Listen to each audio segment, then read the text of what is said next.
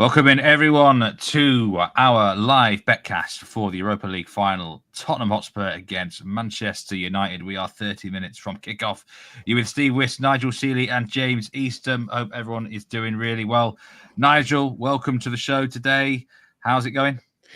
I'm good, mate. I was getting right into that 1980s vibe, and the last time Tottenham won the Europa League or the UEFA Cup, what it was called back then, was in 1984, May the 23rd. Let's Hear It for the Boy by Denise Williams was number one, and that was very much like a bit. Let's hear it. And will we be hearing it for the boys tonight? Which boys we're going to be hearing it for? But long time ago, really got me into the mood there. But I'm going to come on to this match, but I'll tell you what, I need some help from you guys. In-play might be my forte, because at the moment, I have got no idea where this game's going to go. I tell you what, that intro is probably one of my favourites, actually, on this live show. But James, welcome back. Cheers, Steve. Are you still happy with the bets that you gave out earlier? Any new ones that you're considering? Yeah, I am. For those that weren't watching the live show earlier, I was very strongly in favour of supporting Tottenham on the game tonight. But to clarify, it's not really my view that Tottenham are definitely going to win it. It was to do with the prices, and obviously prices can move. So we'll be talking about that during the show. But my feeling was, and still is, as we're just under 30 minutes from kickoff, that Tottenham are too big to win tonight. I see it as a 50-50 game, and Tottenham are big outsiders. So I think on the price, it's Tottenham, but who's going to actually win it? We'll have to wait and see. I think it's a fascinating contest, but very difficult. Even now we've got the team news, for me to see a clear favourite here.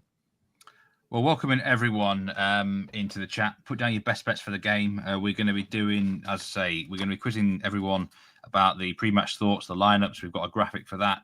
We've also got some giveaways today, so stay tuned for that. Some Bet Rivers merch can be given out. We're going to ask a few questions, and we'll come to that soon. Probably give about 10 minutes for the first of those. But Nigel, I suppose I've got to ask you, because you weren't on the live show earlier, your pre-match thoughts for the game. Let's just take a look at the odds. Man United have actually drifted out now to plus 123. Spurs at plus 235. The ties at plus 230. Over 2.5 goals, minus 106. I mean, in terms of these main match markets here, Nigel, if you had to go in any direction, what would you go? I know you found it a really tough one here. To help your cause, we do have a lineups graphic, which is... That doesn't help my cause. That doesn't help my cause. I would like you to turn around and say, yes, it helps my cause, but it doesn't help my cause. Steve, I think this is, I've done a lot of these podcasts and these betcasts over the years, and you always come in with an idea of where you want to go. You've got an idea of a team. You might delve into prop markets, you might delve into other things, but this match, I genuinely have no idea. I really have no idea. And a lot of people might say you've had no idea for 25 years, Nigel, but I genuinely have no idea on this match at all. I do like the fact that Tottenham, the way we're coming off from this angle, from the Tottenham angle, because I agree with James. I think this is a lot closer than those odds suggest. Tottenham have obviously played Manchester United 3 times this season, beat them on 3 different occasions. But Manchester United in the Europa League is a very different animal compared to what they are domestically, this competition. Amrin has been in charge of Man United in 10 matches this campaign, 8 wins, 2 draws, no defeats. That's impressive. They've got the big-time players. They come in with no pressure. I think the pressure is definitely on the Tottenham side and the Tottenham manager a lot more than Manchester United manager. We know Man United need the money to build the team, and the money is huge for them, much more so than Tottenham, which is a crazy thing to say, that Man United are in biggest debt of any other club in world football. So to get into the Champions League is huge for them. And I think there's a lot at stake for varying different reasons for both clubs. I do like the angle of plus 235 for Tottenham, but I would be very disappointed if I took that price or I got involved in Tottenham on the Asian handicap and got that team news out about 25 minutes ago to find that Son doesn't play. I think that's a big blow for them. I know he hasn't been fit all season. He's been in and out of the team and he's been recovering for this match. But I think if Son played, I think that gives them a little bit of a threat, much more of a threat than what they've got. And the other thing, Spurs, without Maddison, Bergvall and Kulusevski, they haven't won one match this season with those 3 players not playing. So there are positives. Defence positive. The goalkeeper's back. There's a lot of positives for Tottenham. There's a lot of negatives as well. But I'm going to sit here and get all the pre-match advice from James, and I'm going to do my bit in play. That's my role in the game today, because That's good. I think it's so. Honestly, I think this is a very, very difficult match to do. I think just one other thing before we move on. I just think that there could be a lot of nerves here. You know, we're looking at Tottenham and Manchester United. If it's a Premier League game, it would be an over 3.5 goal market, and we'd all be betting over 3.5 goals. I always, as somebody who bets under 2.5 and under 3.5, people joke at me and say under 3.5, but I think there's so much at stake for both these clubs. In particular, in the first half, I think this will be a very cagey for opening beginning. I think they'll suss themselves out. I don't think it'll be like a Premier League game, but when one goal goes in, this will just go bananas. Yeah, I mean, it certainly could do. There's quite a few comments here in chat about potential goal scorers. I mean, we've got Simon Holden in the house here. Here we go. He's got for Brian Robson. Richarlison starts big game player, says Simon Holden. Plus 650 first scores with Bet Rivers. That's actually, I might as well do it now. The first giveaway, actually. Guess the first goal scorer for this match. Put it in the chat. I mean, you might want to put no goal scorer, actually. This is only 90 minutes. Well, I suppose a tie break maybe if it went into extra time. But yeah, guess the first goal scorer, and there will be a bit of Bet Rivers giveaway merch. I don't know exactly what it will be, but thanks, producer Troy's put that on the screen. But do put it on. Do put it in the chat. Who you think will be the first goal scorer here? Who would you go with, James? First goal scorer if you had to. Well, that's a good question. I mean, I think the two danger men, one on either side, are Bruno Fernandes and Solanke for Tottenham. I'm not saying anything out of the ordinary there, but I think not only have they been really good generally for their two clubs, but they have been in this competition, right? And Bruno Fernandes, he's almost an all-time Europa League legend, if that's not a contradiction in terms. But yeah, he's got great stats this season. So I'd look at those two. But moving on to something Nigel referenced there about will it be cagey? I think he's right on that. And I caught some of Bruno Amorim's pre-match comments, which I think for in-running punters were really interesting. Two things he mentioned there just before we came on air. Why has he picked Mason Mount in midfield, which is a slight surprise. He's gone with Mason Mount. He mentioned he's looking for control of the ball and control of the pitch. Does that suggest they're going to be necessarily defensive? Not really, but it does suggest that maybe he's going to look to try to control this game early on rather than go at them. And the second thing he mentioned was he wanted to have some pace on the bench for late on in the game. Slightly paraphrasing what he said there, but he wanted legs and pace on the bench because he might need it late in the game. Now, again, just have to wait and see how it goes. But it does suggest that they wouldn't be unhappy with just containing maybe in the early stages of this game, and they're looking to play it over the 90 minutes or more if they need. So, listen, we've seen a 4-3, haven't we, between these two teams this season? One of the most incredible games I was ever at was at White Hart Lane, the old White Hart Lane in September 2001, where Tottenham led 3-0 at half-time and Man United won it 5-3, right? I mean, there is some history of United and Tottenham being involved in some crazy games. Will this be one of them? Personally, I don't think it will. We talked on the live show earlier, didn't we, Steve, about if we had to pick one of the two, over or under 2.5 goals. We both sort of moved towards unders. And then the other question is, does the fact it's an all-English final make a difference there? The teams know each other well. That tends to lead to them cancelling each other out when they meet in big European finals. So I personally think KG, if I was looking for a first goal scorer, I would focus on the main men really on the two sides, which is Bruno Fernandes and Solanke. But I think for in running, yeah, we might get an inkling, I think, early on about how these two teams are going to play it. Do you know what, Nigel? I thought you'd be smashing this under 2.5 goals. I thought this would be a bet right up your sort of street. But I mean, what about first goal scorer then for you? I much prefer to play the first half unders rather than the whole match unders, because we've seen the way that Man United play in this competition. They throw Harry Maguire up front. The last 25 minutes ago, they put balls into the box. The game against Bilbao, not Bilbao, there was the game against the French side. Lyon was the most incredible sort of mats I've ever seen. And this is how it could go. So you could be sitting on a 0-0 detector at 84 minutes and still lose your bet if you're playing 2.5 goals. But I think the first half will be cagey. The very interesting point what James said there about the bench, because if you look at the bench, and a lot of these tournaments these competitions are won for the bench. The Man United bench is a lot stronger than Tottenham's. I mean, you've got Eriksen, Garnacho, Dalot, Mainu. You know, these are quality players and come off and change the game. Whereas if you look at the Tottenham bench, they're down to their bare bones. They've only really got Son, who can come on. You've got Spence, you know, the attacking sort of fullback there. But really from an attacking perspective and the changing, Xerxes as well as on the bench for Man United, they've got some proper players on that bench. So if we're into a tight game, they could make the decisions. I think for Tottenham, they've got to get at them early and they've got to go in the lead and try to hold on the league. Very similar to what Crystal Palace did the other day. That is going to be a difference for me. So goal scorer, where am I going to go? Well, I think Tottenham have got to start fast. So I think Tottenham have got to start fast. And from the starting lineup they have there, I wouldn't bet Richarlison. I wouldn't bet Solanke. I think they're a little bit too low. But with the pace of Brennan Johnson, I think Brennan Johnson here could be a threat tonight. He's an outlet. He's got a huge amount of pace. I remember watching him play for Nottingham Forest against Queen's Park Rangers about 4 or 5 seasons ago. And he was... I've never seen a guy so quick live, probably a bit of exaggeration because I've seen Ronaldo, but I think he was just amazing what his pace is. And in a one-off game like this, and he's full of confidence and playing in a more attacking-minded position, I'd probably go for Brennan Johnson to score first goal at 8.50. But saying that, I also like the old no-goal scorer as well. Wouldn't it be a show without Nigel without going for the old no-goal? I thought it'd be a no-goal scorer. I mean, I really like James's shot on target bet from earlier, Harry Maguire. I think he's a great price. Maybe 20-1 first goal scorer, or 16-1 actually to be a headed goal in the match from Maguire, which is probably a better bet.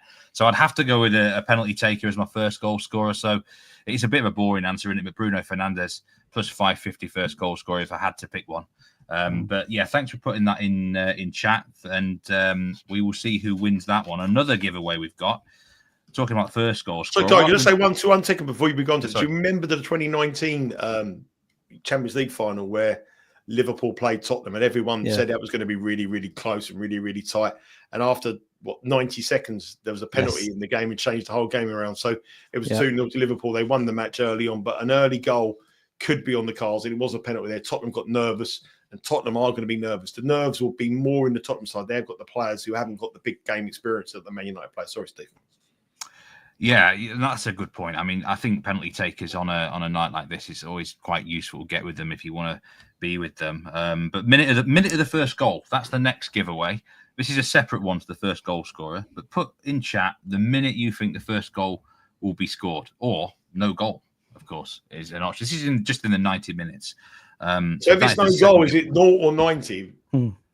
If it's an own goal, no. If the guys are putting in, they don't think it'd be a goal. Would it be 0 or 90? They put into the minute. You're gonna have to. I mean, I suppose you could put 90, and that might cover quite a few minutes. I don't think we can just first goal scorer has to be 0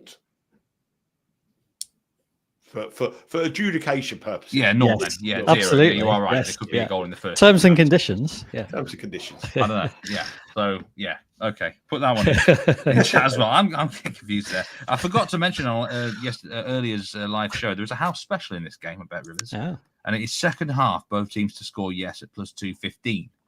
So that is if you do fancy both to score in that second half, that is a really good one for you.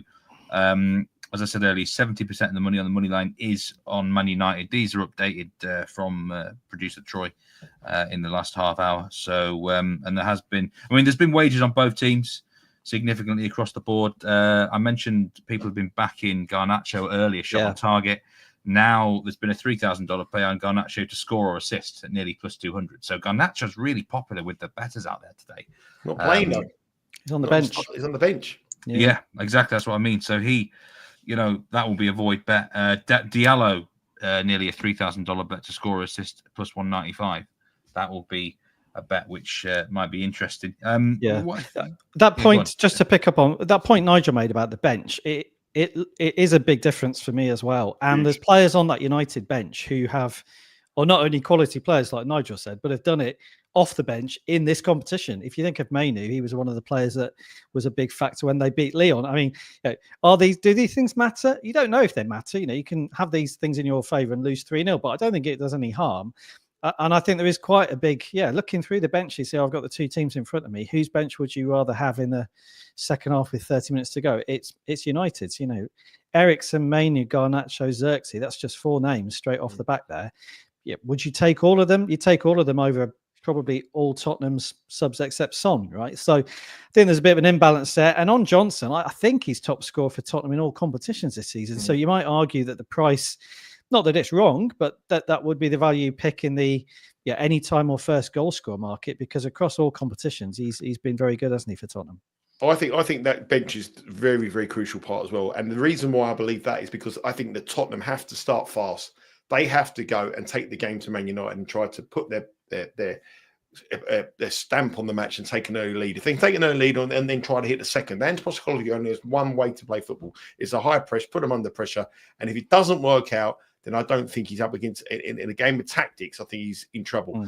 Amorim is unproven, but I would say, if you were looking for which person you think would be much more tactically astute, I think it would be Amorim. Which one is in that dressing room now, pumping him up, saying, "Come on, mate, you're going to win it. You're going to be the first Aussie to win the Europa League, mate. Come on." That wouldn't be. And that's my impression of Amorim. It would be Postecoglou. But I think the bench is going to be really important if it's a close game. If this is a 0-0 game or 1-1 game with 25 minutes to go, that bench is going to be massive. Yeah.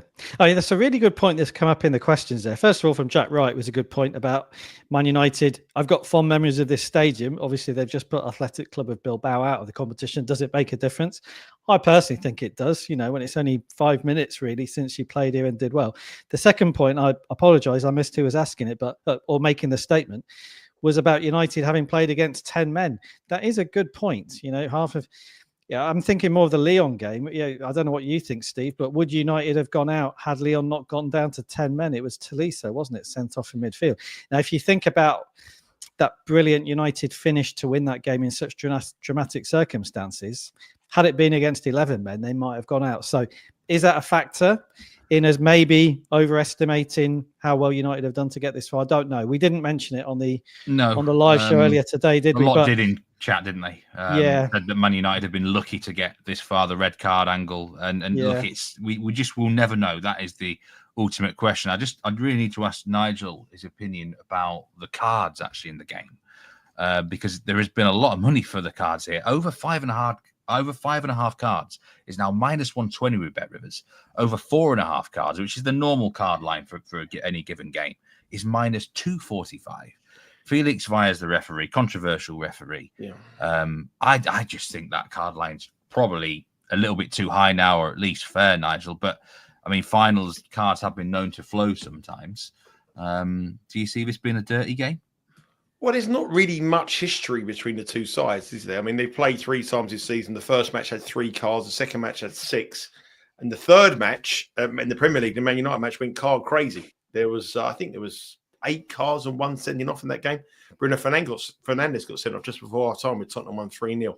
So the average of the matches this season, but I think this is a different game to anything else we've ever had, because we talk about the playoff in England, the Championship playoff being the most expensive and the most, the biggest prize in world football. I would argue tonight's match is the biggest prize in world football in terms of what they're going to get if they get into the Champions League, what they're going to get in terms of TV revenue, what they're going to get in terms of spending for the teams next season. So they all are aware of that. And these are two sides. You've got both managers who are arguably fighting for their job as well. You've got money, you've got Champions League football. So however much you're looking at it, the 5.5, you'd be very brave to bet the under. I think because it has the capabilities to completely go off. And I think we're going to know a lot more in play here because, goals change football matches. So if we get an early goal, then we've got a crazy match. If it's 0-0 and the time ticks on, they may just pass it out, go into settle for extra time, penalties, then everything floors. The bookings floor, the goals floor. That's what in-play betting is all about. But goals change matches, and the line will just tick around on the time. It won't really move so much. So if you're on over the 5.5, you need an early goal here, preferably a Tottenham goal. You need lots of action, and you need both teams going at it. If they play out a passing game, a low tempo match, then that will see the bookings drop. But really, with so much at stake, I mean, there is much more at stake in this match than any football match I can remember for a very, very long time in terms of managerial, personnel at the club, the actual club himself. I mean, Man United need to build Old Trafford. They're in debt. The board. I mean, I read somewhere today that if Manchester United win this match tonight, every player gets a 25% bonus on their wages for next season, because they get Champions League football. So that was in their contract. Yeah. If they get Champions League football, they get 25% of the bonus.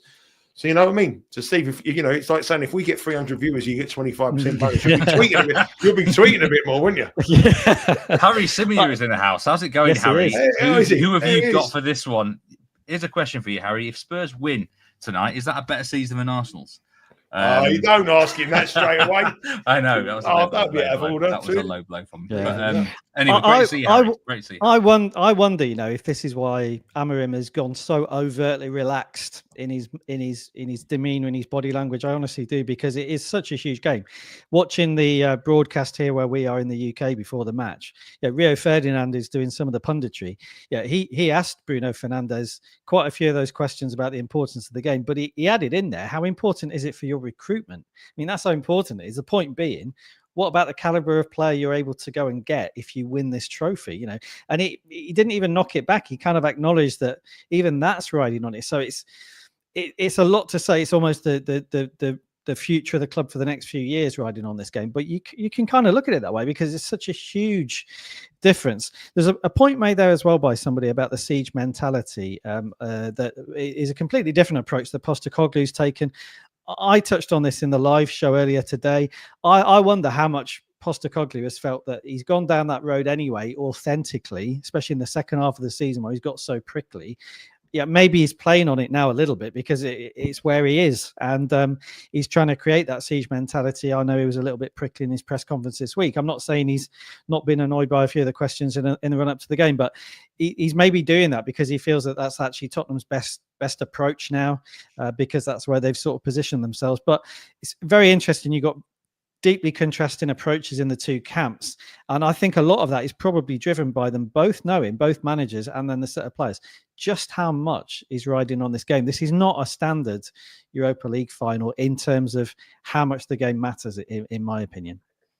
There's one more giveaway before the game. If you missed the first two, then guess the first goal scorer, guess the first minute, guess the minute of the first goal, and the third one is please guess the first half correct score. So I'm sure there might be a few 0-0 contenders in there, 1-1s, 1-0, maybe something wild, but do put in chat your correct score prediction for the first half, and you might win some Bet Rivers merch. We are really 7 minutes away from kickoff now. There's a weird sort of display going on in the ground. Not really sure what this is. It won't be long until the Europa League anthem. Game of Connect 4, it looks like. It does look rather interesting, doesn't it? But yeah, these are exciting times. What's the late? I'm just. It's a bit like it looks a bit like Blockbusters, doesn't it? Those shapes. James is on the lag because they finished that about 20 minutes ago. That show. Yes. Now we know who's going to be cheering. It's 1-0, James. 1-0. The other thing we're talking about, like literally the whole build up to this show. We've sort of give arguments why one team are going to win, arguments why the other team will win. We've given sort of reasons why one team won't win, the importance for the team. But between us, we haven't really come out of any bets. And that just sort of shows you again, like how hard this match is to call. The other thing I would say is that I've got a friend out there at the moment, and he's working for Sky Sports, and he reckons there's like literally 5-1, maybe 4-1 Tottenham fans in Bilbao, more than Manchester United fans. There is a huge amount of Tottenham fans out there as well. And I was at a cup final at the weekend where one team's support got them over the line. We've had a season this season in cup finals where Newcastle support meant much more to them to the cup than Liverpool in the Carabao Cup. We saw Crystal Palace much wanting to win the FA Cup more than Manchester City. And now we've got a team like Tottenham who haven't won a trophy, a major trophy in 40 odd years. And they're playing the Man United side who are so used to winning trophies. I think I'm going to put my neck on the line here, and I'm going to go with your pick earlier, James. I think Tottenham plus a quarter of a goal on the bet tonight. Yeah, I think a lot of people will be surprised by what you're reporting back there, Nigel, from your contacts out there. I would have thought it was 50-50. The English media, we've over here where we are in the UK, there's obviously been a lot of talk about the fans going over there because we had all the talk about wouldn't it be more logical to move the stadium, all the rest of it. What I've not read, and a lot of other people may not have read, is that sort of split of support. I thought it'd be 50-50, to be honest. Obviously, officially, in terms of ticket allocation, all the rest of it, it might well be. So I think that's really interesting. Does it make a difference? Of course it makes a difference. I think you've been obviously at the FA Cup final, Nigel. We've all been at those those games where the fans are amazing. Obviously, Crystal Palace have got tremendous support, haven't they? I've been at games where it's made a huge difference for them. So if Tottenham do have those sort of numbers and it translates into the stadium, which obviously it will do, right? Even if they're not all going to get in, then I think that's going to make a difference. But I think there is a point. There is a point with like Manchester United fans that they've been to 2 FA Cup finals. They're going to go from Manchester to Wembley. They've been in European Cup finals, and it's expensive to follow your club. And when you've been into so many different clubs over the last 15, 20 years, like Manchester United have, I think they think to themselves, oh, well, you know, we've done it. We've seen ourselves win. But for teams like Tottenham to get to European Cup final or Crystal Palace at the weekend, they'll do anything to get to the final. Man City fans at the weekend. Now, how many times have Man City been to Wembley in the last 5 years? 10? 11 times. So that gives them an edge here.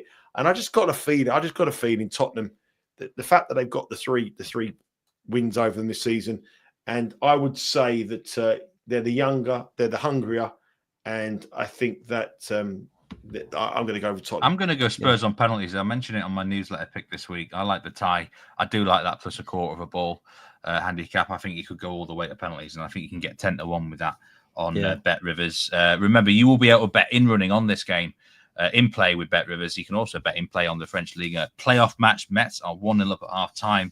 Other action around Europe, but all eyes really are on this game. We are 3 minutes away from kickoff.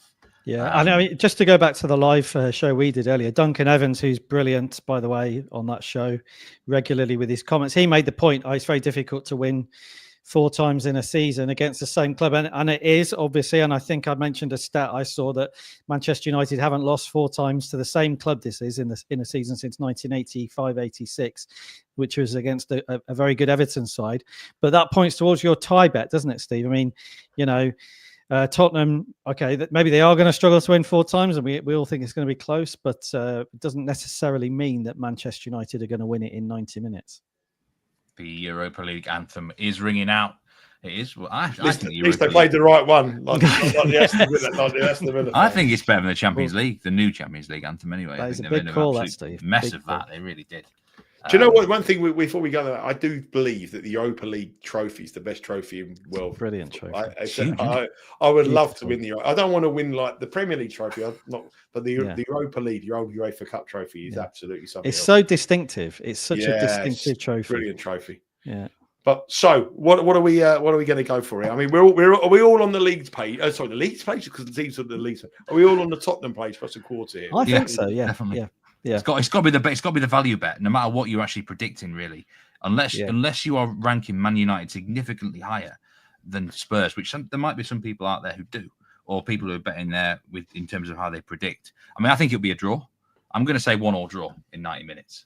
That's what I'm going to say, and then Spurs win on penalties. But go on, let's have some correct score predictions from you two. That's a good call. That I'm going to go 1-1 as well. So I'm just going to get my half win, but 1-1. I'm going to go 1-0 as well, and Tottenham to win it. An extra time penalty. I've got one of the prices for 1-1 now. We also cover the unders there, which I think we're sort of we all sort of plus 480 feel about. Yeah, plus 480. I'm trying to find out the price. Did anyone look at the prices? What they were when they played earlier in the season? Did you see what prices they were? I can definitely check that. I'm going to find it now. I've got it here in front of me. I'm going to find it. Got it. If I'll look on that, and you can just go through any of the odds. I think there's been a bit more money for Tottenham as we've been speaking. Yeah, Manchester United are minus money to win the trophy. Sorry, minus 155 to win the trophy. But it's been a really stable market in the last half hour. Plus 123 Man United, plus 230 the tie. Spurs plus 230 on the money line. That is inside 90 minutes. And over 2.5 goals is minus 107. Under 2.5 minus 117. Very stable market heading into kickoff, which is about 1 minute away now at the San Mamés Stadium.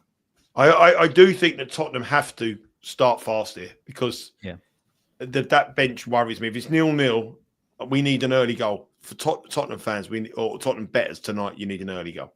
The longer it stays cagey, I think the bench will make a big problem for us. There's a clash of tactics here, of course, as well. It's interesting. 4-3-3 against the Amorim system, as everyone's calling it now. He's got his own system, hasn't he? I don't know how that's going to play out necessarily here. But I'd be interested. I know we've got a couple of Tottenham fans in the chat. I'd be interested to hear what they think of their bench. I know there's Odobert on there and Mattis Tells on there. Yeah, it's not that they don't have attacking players to bring on. It's more to do with like Nigel and I were saying, it's more to do with the proven quality, really, the benches. But I don't know. I mean, I think there's a very clear difference there. But maybe Tottenham fans think differently. Maybe they think we've undersold. So when Tottenham played Manchester United on the 16th of February, when both of them were going through pretty bad roles at the moment, Tottenham were around about 11-10 best price to win at home, and Manchester United were bigger than 2-1. The draw was 11-4, so plus 275, 2-1, and about 11-10 the price. And Tottenham won 1-0. So Tottenham were 11-10 at home, and when they went to Manchester United and won, I think they were quite a short price then as well. I need to find that as well. So we need to find. But so that would, if you think they were 11-10 at home, to get on a neutral pitch to get these kind of prices, that is really saying that the two of them are a 50-50 call. Yeah. So on a neutral pitch, however much you think that Tottenham are Spursy, the Spursy element, that they haven't won anything, the odds here, they've gone out to 245 now, regular time, plus 245. That's too big. Yeah. And the point Steve and we were making on the live show was we just don't get it. And not to say they're completely wrong. There are factors. We went through them. We've talked about them now. The Maddison effect, the Kulusevski effect, the fact they're missing.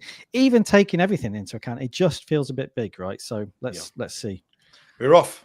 Yeah, we are underway. Put in chat what your best bets are. Any thoughts? Any questions as well to all three of us? And there was a lot of talk in the chat about the future of Ange Postecoglou. A lot of people think he's going to leave whatever happens here tonight. And sorry, can I just going to say something again? So when Man United played Tottenham at Old Trafford in the league, and it was obviously at Old Trafford, Man United, it was exactly the same price. So Man United were 11-10, Tottenham were 2-1, and the draw was 11-4.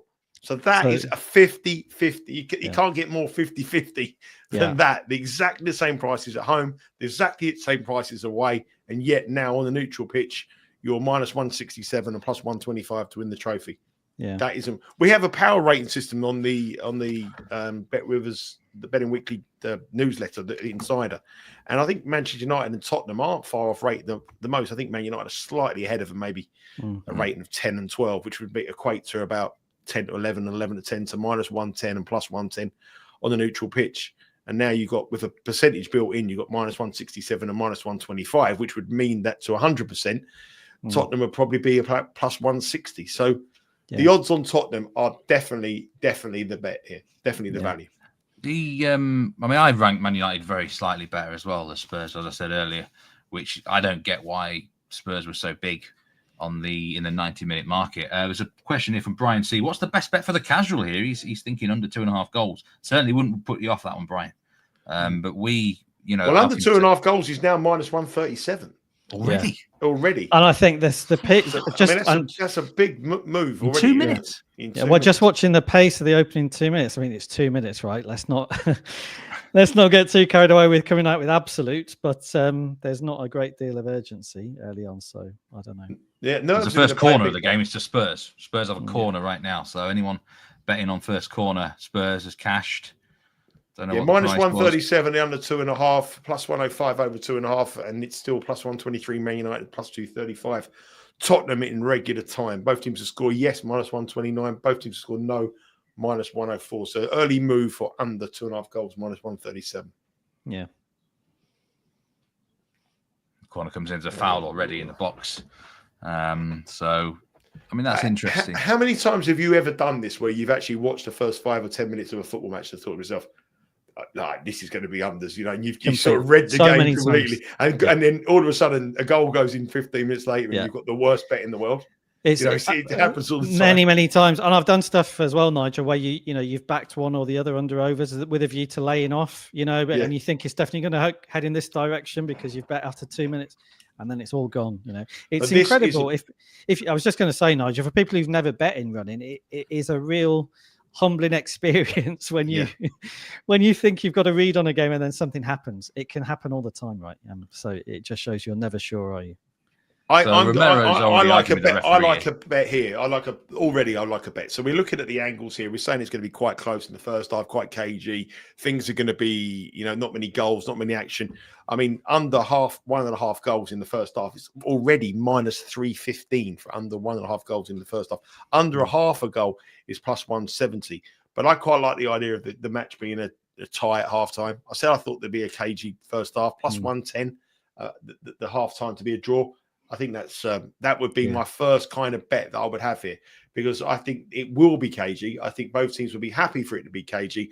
There's nothing between them, but then the goal goes in and then everything changes. But I think the goals will come in later in the second half. So I quite like the idea of a draw at half-time here at plus 110. It's another corner on the ball this time for Man United. I think that will go down as I don't think that will go down as a Harry Maguire shot. But he got his head on one there, and Man United have a corner. Bruno Fernandes goes over to take it. So 2 corners in the first 4 minutes. It's a good start for cornerbackers. Yeah, and some nervy defending, really, wasn't it, from Tottenham?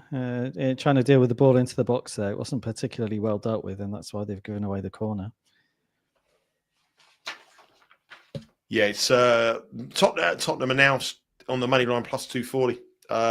Still getting bigger. Money's coming through Man United plus 125 still. And 2.5 goals now down to under 2.5 goals, minus 148. Yeah. The Asian first half total is already at 0.75 already. Yeah. So, that's interesting. Minus 141 for over 0.75. That's really quickly. I mean, because of this start to the game, it's not been frantic. There has been 2 corners, but generally teams just passing it around, lower intensity. That can change, but at the minute. But that's why I like those other markets, because, we're looking at the line falling in front of us on the 2.5 goal markets, but the price on a draw at half time isn't moving as quickly as the total goals. Yeah. All the derivative markets should move. If the total goals has gone down from minus 110 to minus 148 in the space of 5 minutes, and the draw at half time hasn't really moved from plus 110 to maybe plus 105, that isn't a big enough move. Evens now. So you still get even money on half-time tie, that looks good, doesn't it? That's where I'm looking. In these kind of finals, you would expect them to be nervous. As we say, 2 sides with nothing between them, with need to win this. And it looks, there's a lot of niggly tackles, a lot of the defending has been sort of nervously. Goal come off. I think it was the fullback there, put the ball off for a corner. It sort of to come off his leg. You wouldn't expect that in a normal Premier League game to make these kind of sort of nervous decisions. Yes. You can see the nerves now, and so I think that lends itself to a low scoring first half. Yeah, Joe Bamber's got stuck in over 15.5 corners plus 800. Good luck with that one, Joe. Where I really like the in-running prices on a game like this, early days, but like this in terms of how it's going, is when you do get a goal, if you were to get a goal in, say, the 9th minute, that's when I like to play unders, like under 1.5 in the first half, because actually the goal can lead people to overreact. And sometimes actually the way the game is being played then just carries on after the goal. So you can sometimes find, for me anyway, value in backing unders after the goal. My inclination with a game like this is to sort of wait and see if there is a first half goal and then maybe look at where the unders price is. But obviously if there isn't one, then it's no bet. My old strategy used to always be, if I'm betting the under 2.5 goals and there'd be a goal in the 25 minute and the line moved to 3.5, play the 3.5 goals and try to get the 3 as like a leveler kind of thing. So I played the 2.5 and the 3.5.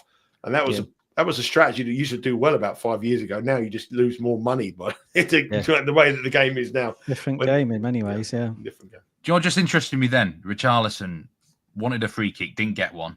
He's got angry. You can tell he's not happy about it. He's trying to chase the player. He couldn't get near him. He's already on my radar to be carded here in play. We haven't got any latest odds from Bet Rivers, but Richarlison, watch out for him. He's angry. He's not happy, and he's the sort of fella, I think Simon Alden mentioned him earlier, he can lose his head a bit. Actually, you can get, he's plus 310 to be carded. He's the biggest price of any player. I don't get why he's the biggest. I know he's only probably going to last an hour, but I think he could be wound up here, Richarlison. I'm just keeping my eye on him if he calms down a bit. But he can lose his temper somewhat. In the French game, Stade de Reims did equalise there, James. Good goal for you, that one. Yeah. And in this match now, the latest money line prices, I will deliver them to you. Tottenham plus 250, Man United plus 123, tie plus 215. That's the 90-minute market. Well, we're watching this match, really, 8 minutes in. No one's had a shot, a couple of corners, one corner each, I think it is. I mean, I don't really understand why it's Tottenham that are getting bigger. I don't understand why Tottenham are the team that are getting bigger in the odds. There must be liabilities with Bet Rivers. I don't understand why Tottenham started off at plus 230 and they're up to plus 250. I know the draw is coming in, but the draw is coming in and Tottenham are getting bigger. It's Man United that's staying around the same price at plus 123. And again, I just don't see why one team's plus 123 and one the other. Anana, jeez. I mean, what is this keeper? He's just flapped it across here, Anana. And I'm thinking that Spurs might head this home, but they've managed to clear it behind for a corner, Man United. But this guy, I mean, what do you and Jack often use the term Dracula, don't you? When some of these keepers, they don't like crosses. He was in no man's land, wasn't he? He didn't know what where is he doing. He was in absolute no man's land. Terrible. You'll see in a minute, James. You'll see. Yeah.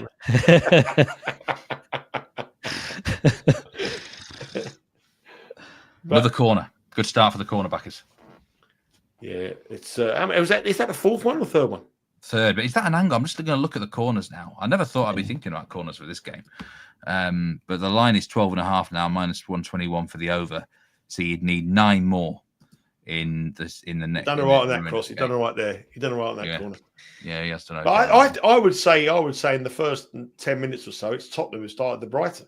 Yeah, the point you're making, Nigel, there about the prices, I would agree. If you look at, the 10 minutes in, so the stats are, very limited, but there's nothing really between the teams. Okay, Tottenham, 0.0 XG at the moment. Man United, 0.11 XG. But what's that mean really at this stage? Very few chances, very few breaks into the final third for either team. It's pretty much dead even in terms of all the metrics that matter. So I think so far it's kind of what we were expecting, and still quite confusing really. See, when you trade markets, to like I've before the times of these kind of simulations that will tick along in time, and you would trade the market, and the first thing you do after 10 minutes, everybody wants to bet on what, like now, for example, in play you get a bit of money for the draw, and your whole market moves the draw down. So you'll be moving the draw down. When you get to about, Tottenham are in here. Oh, he's done well. Yeah. Gone. Oh, good chance. Brennan Johnson, wasn't it? Who got in there? Yeah. Pace of him. He's very, very pacey. He's got around the back of I think it's Luke Shaw. The first shot on target then. Is that the first shot on target? And they've got another free kick on the edge of the box here. But the tie price is moving down to now 210 from an original, I think it was 270. So that's moved very, very, very quickly. So the market now is moving with the draw. So Man United started off at plus 125. They're still plus 125, and Tottenham are plus 250 from an original plus 230. So they're taking the margin out of the draw and putting the margin back into Tottenham and keeping Man United short by. Now that has got to be liability. That's got to be liability from what, once you go in play, you look at the liability of the book and you think, okay, I want to keep them on the side.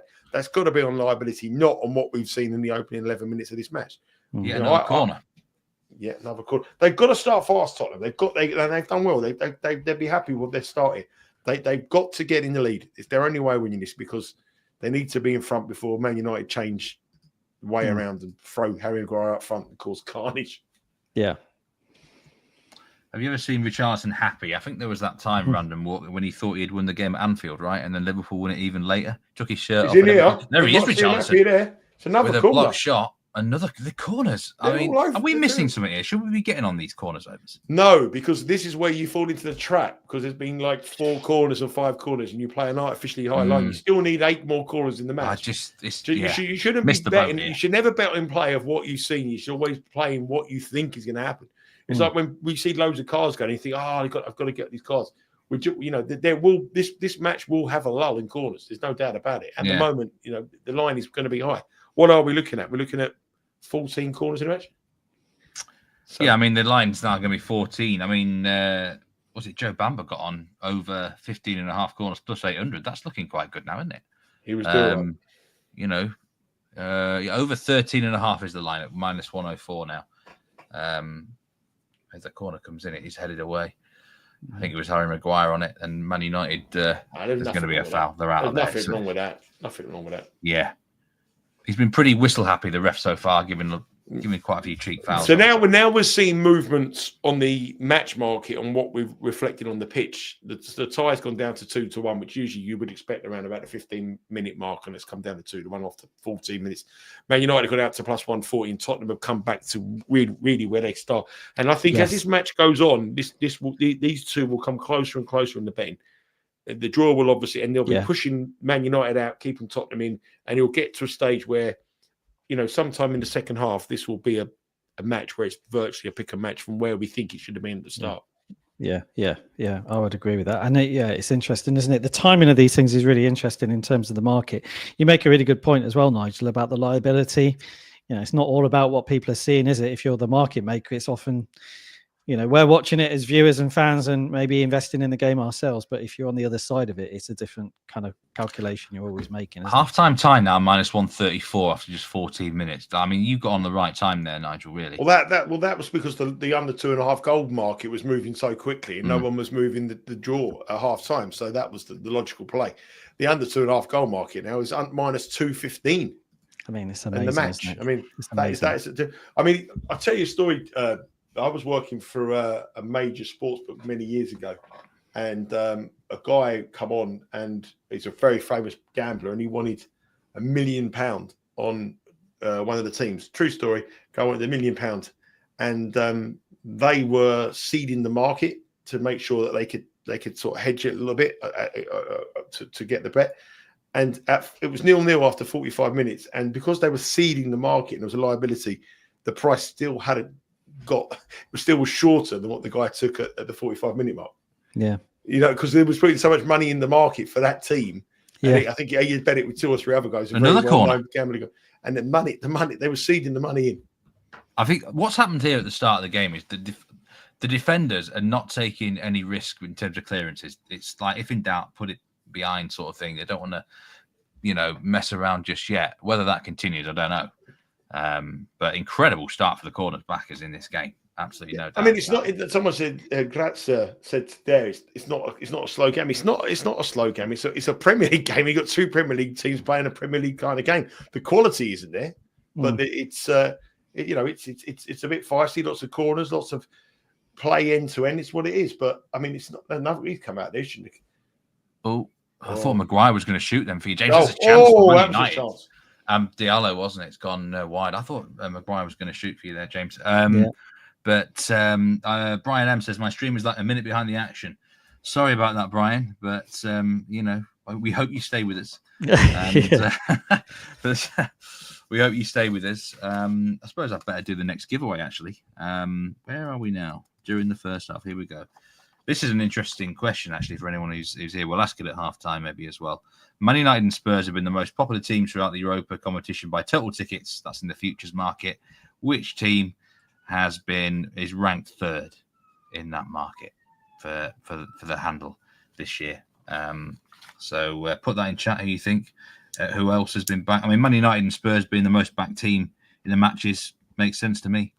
I wonder, who do you think the third most backed team has been? I know the answer, so I'm not going to actually say what my guess would. I wouldn't have guessed the answer, but do put it in chat, and you might win a bit of Bet Rivers merch as well. So 17 Are you minutes. surprised? Are you surprised? I mean, you two guys have followed the Europa League this season a lot more closely than I have. You've been doing a brilliant job on the Betting Weekly Live. Are you surprised that these two are playing in the final? You were both thinking of fading them throughout the tour. You wanted to fade them. They're here in the final. Do you think they're here in the final because we underestimate how strong the Premier League is compared to other leagues? It's got to be, isn't it?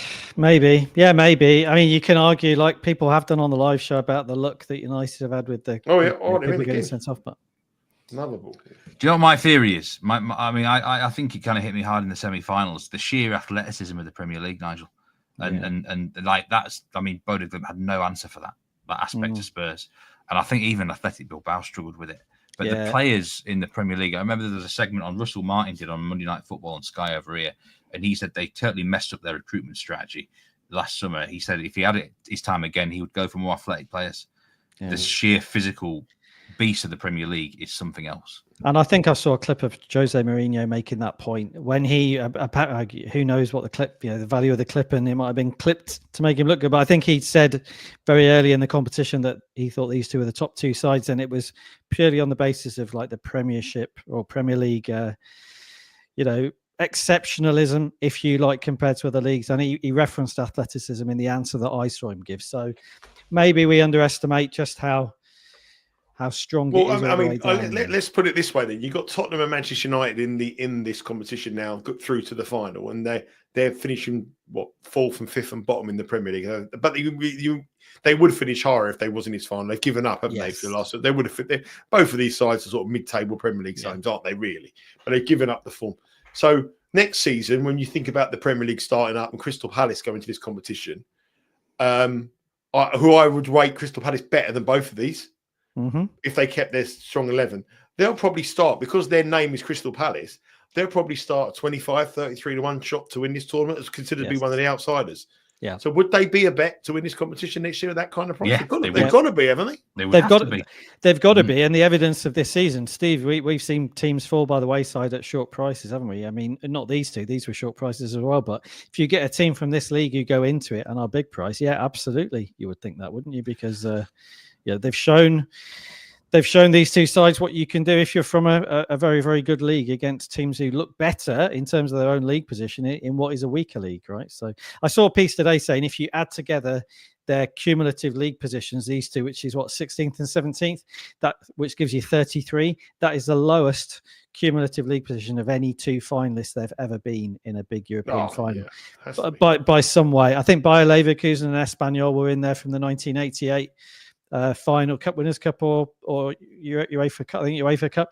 I was something like 22 if you add them together. So this is exceptional. But in terms of a learning going forward, I think there was a one there really, because it shows you what can be done by teams from this. I mean, Ken just said there, Palace depth of squad would be an issue, and they rested 8 players last night, and they still beat Wolves 4-2 at home. And and they got some really good talented players to come through. I mean, I just think that, we looked at Tottenham and Man United at the start of the season in this competition and saw them at 5-1 and 6-1 and thought, well, they're not good enough, but it's a crazy price. We'll look for alternatives, because by the name of Crystal Palace, first year in Europe, they're going to start a much, much bigger price. Aston Villa, for example, next season, they probably start favourites for this tournament, I would have thought. Yeah. And Palace done Aston Villa 3 times last year. This season, they've been played them 3 or 4 times and beat them every single time. Yeah, I think Man United are in it, or it's a typical winner. This is a typical Premier League game. That this is not. ZT, congratulations! Lazio were the third most wagered team. So send your details to producer Troy. Then you'll get some Bet Rivers merch. Well done. Congratulations. We was at Lazio, me and Simon Holden last week. Lazio over Juventus. That was an experience. And I think you called that, didn't you, Nigel? You said a draw, I think, on your way to the stadium. I think just about. If you want to know the truth, we actually FaceTimed Steve at the tennis and said, "What's the bet?" And he told me I think it'd be a draw. And I'm claiming the credit for it. So it wasn't my hard work. Steve actually said, "Bet the draw and bet the under 2.5 goals." So I would love to take credit for it after the season that I've had, but I've got to give it to Mr. Wyss here. If it doesn't go over Juve draw, they've had so many this season. It's ridiculous, actually. But where are we the odds? I mean, this here now. I mean, like to win the trophy now, Tottenham are down to plus 112. Tottenham exactly the same price that they started off, and Man United are out to plus 143. So it's going back to that market where I'm saying this is like moving away. How is the tie still plus 200? The tie odds have hardly moved in the last. No one bets the tie, do they? No, nobody ever bets the tie. So whenever there's a tie in a major competition, it's like the best result for the sportsbook. So you want to entice people to bet the tie to balance your book up. So it's an enticing price now. But the market here, the other one that's interesting me, the game's now moved to a 1.5 goal game. So we're talking about two sides that have got, everyone's expecting goals and flurries of goals. It's now, and it's pretty much as how I thought it might be the first half. But I do think the second half, we might want to be rethinking our strategy and go on the overs and stuff.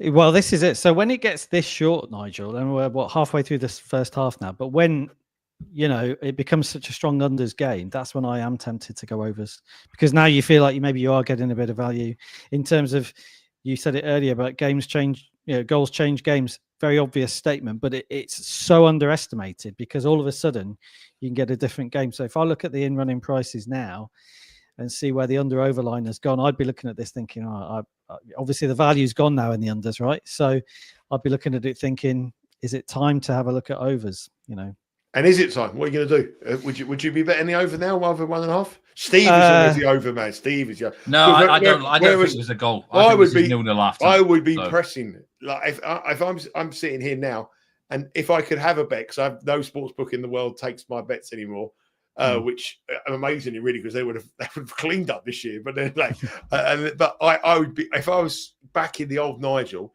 and I'd be under 2.5, I'd be smashing under 1.5 now and leveling it out to an angle where I can say maybe bet over a half.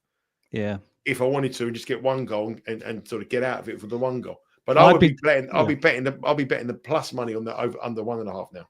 Yeah, I would be doing that as well. And you can sort of sense the game opening up a little bit. We've seen a couple of half chances. You know, the XG, if people believe in it, has gone up. Understandably, if you see the couple of half chances we've had, not just the Ahmad shot, which flashed across goal.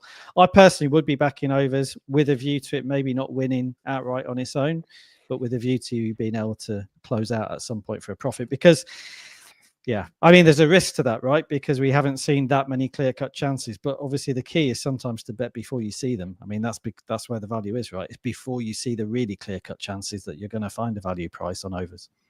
Who won the toss here? Does anyone in chat know who won the toss? Because it's interesting that Spurs are attacking their own fans in the first half and Man United attacking their fans in the first half. I'd be interested to actually won the toss and decided which way to kick.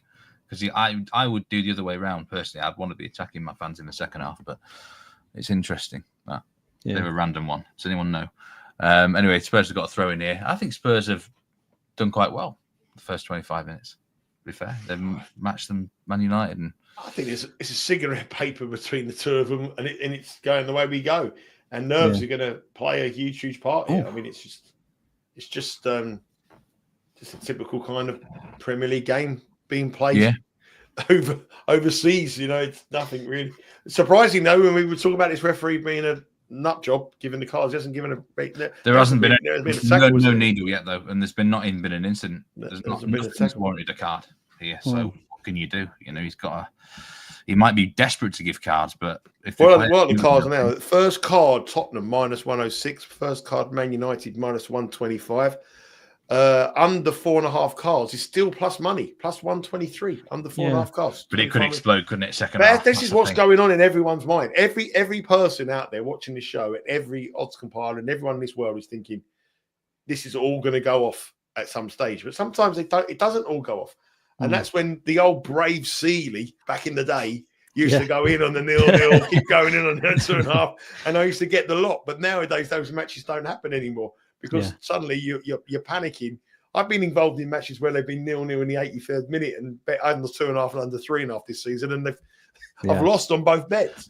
Yeah. I remember a match years ago where a friend of mine bet on an under 2.5 in a Porto game. It was 0-0 heading into injury time, and it ended 3-0 after 95 minutes. I mean, that's one of the worst beats I've ever heard. But and it's with United as well on that point. It's muscle memory, isn't it? I think people worry about it because obviously as a club they got the reputation for late goals, and we've actually seen it in this competition. So yeah, I think that will. And also, I think wasn't it Wyss Jones gave us some brilliant stats early on that Man United just never score goals in the first half. That was unbelievable. Yeah, incredible. They don't score goals, and their goal scoring threat is, you know, Højlund is I argued the other day, I don't think Højlund would get in any other Premier League team starting lineup, really. Yeah. He's leading the line here.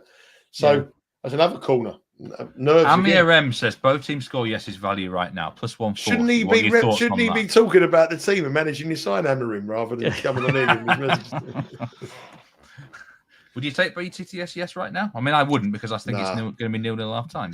But I'd be, if I was doing the goals, it's an interesting point. A couple of people have made it. Tristan made it as well. I'd be going on the match goals. I'd be going on over 1.5. The point you made about Højlund leading the line, Nigel, you're absolutely right. He's obviously struggled, but United, I think they're something like 3 or 4 goals away from being the top scorers ever in a single season in this competition. I think they've got 35 goals in this competition, so they end up getting them. Obviously, some of those wouldn't maybe count for betting purposes because they'd have been extra time goals, but I'd be very tempted by overs sooner rather than later. Well, over 1.5 is -155. You know, I wouldn't be betting that. Not at that price. Not quite. Half-time draw, -$2 now. We're on at plus 105. That's the only first bet. That's my first bet. Come on, we get that in. Then we got a little bit of ammo to go in the second half. But that's the cheer. -210 now on the half-time on the draw here. What do you reckon to be a goal in half-time? In the first half? Not for plus me. +128. Plus 128 a goal in half-time. Not for me either, but we will surely see at least one proper chance. I mean, it would be unusual, even in a game where they're sort of cancelling each other out and working really hard to do that. It would be unusual, I think, to get to halftime without seeing one big chance. So what random walk asked me before the pass, but no, it wasn't. It was actually. Well, I just found that going back about 7 years ago, teams would settle 25 minutes to go in a big European Cup game. If the game was 0-0, you could probably bet under half a goal at plus 150. So 6-4, no more goal in the game. And teams just used to play for it. It was just to end 0-0. 9 times out of 10, it ended 0-0. And when you used to go to extra time, they used to bet around about the same price, plus 110, plus 150, no goal in extra time. And that was my sort of, literally, the amount of times we picked the money up. But now the game, it's nothing like that. It's like, there's like 3 goals in extra time and there's so many late goals. It's just the teams just don't settle anymore. And I never really adapted to that in play. I lost a lot of money on matches where I pressed. So I went in under 2.5, went in under 1.5, went in, kept going in and in. And then a late goal or 2 late goals completely destroyed me. But the game changed. The game's completely changed. And is that another corner we got here? Yeah, and is Ahmad the danger man here? Danger man of the first half. He's been very dangerous coming in off that wing. Yeah, he has. That looks like very positive in what he's trying to do and force things. He's 6 corners so far, and we talk about there hasn't been a major chance. I think it's fair to say both teams have defended the corners quite well, which might be a surprise. We thought that both would be vulnerable from set pieces, but they've clearly worked quite hard on setting themselves up for it. So that's, at the minute, scuppered sort of anyone who was taking player props on defenders and things like that. The other thing is I did it when we very first started with Bet Rivers. We used to do a betcast during COVID. We did a radio betcast, myself and Harry Simi, who was on the chat. I don't know if Harry's still there. Come back in if you're still there, Harry. We used to do these betcasts in the COVID years where there was no crowding, and it was so hard to do when it was 0-0. It was like, because there was nothing, there was no goals, no changing in the betting. There's just everything. When it's 0-0 in football matches, just things just change. The clock ticks and lines move and lines move. It's when things happen like a sending off or a goal, then you have like, you use your opinion on what you expect, how you think the game's going to go. So it's really, really hard. So from a betting perspective, I want this to be a draw at half time. But from a podcast or a betcast perspective, you want this to be like a goal straight away and then change and 2-0 and then hanging on. So we want a little bit of goal to juice it up, because all we're getting now on these in money markets is the draw is just going smaller and smaller and smaller. The Man United price is going bigger and bigger, and everything is just sort of fizzling out. I don't want any goals at all. 0-0 will be fine. If you 0-0, you could do the second half on your own. Then I'm like, it's not often. Usually, I'm the man after the goals. Yeah, you're right. But today, it's the opposite. But have you had a bet today, Steve? You had a bet on the match? Plus +1/4 goal on Spurs. Oh, you've actually bet that? And I did bet the tie the other day. So that's what I'm after, and I'm on the shot on target for Casemiro and Maguire. I do, but I mean, 30 minutes in, and it's official. The official stats are 1 shot on target. I don't know. Listen, it happens, doesn't it? You get games like this, but I think it's fairly unusual to have had so few clear chances. That's why I think there will be one before half time. But you're right. Very brave to be betting over 1.5 goals at minus 129, James. Yeah. If I wasn't doing this, I'd be sitting there in a bar going, yes, pass over the Eastman dollars in my hand. And Seeley will pay you out at the end of the game. Yeah. I think that but I think this actually helps Man United. This could be. Well, I thought there was going to be maybe a card then. That's not even giving a foul for it. It's not giving any foul for it. That's right. I thought Laurie Mameli rolled in. Oh, you're not bloody penalty. Look, give me a penalty. For the older viewers, do I not like that? Ronald Koeman didn't even give a bloody penalty. That was so good. That's an underrated moment in that show, that Nigel. One of the best bits. The best bit of that show. Sorry, we're digressing. There's a very if you're from America or you're watching the show, you're not sure. There's a brilliant documentary about the England team, and it was the 1992 European Championship team. Yeah, 92. Trying to qualify for the US 92 USA World Cup, wasn't it? Oh, USA World Cup, yeah. So it's not around about 92 and 93. No, it was 99 because he went to Sweden. They played in Sweden in the 1992 World Championship, in the European Championship. And the best bit about it is the goalkeeping coach is Peter Bonetti.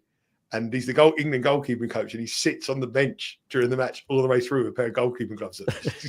He just sits the whole game with his pair of goalkeeping. He doesn't have to do any warm up; just sits there with his goalkeeping gloves. It's just brilliant. That was one of the best documentaries of all time. If you ever watched that, sensational. Yeah, absolutely sensational. So we are now sitting here after 34 minutes with no goals, one shot, no bookings, loads of corners.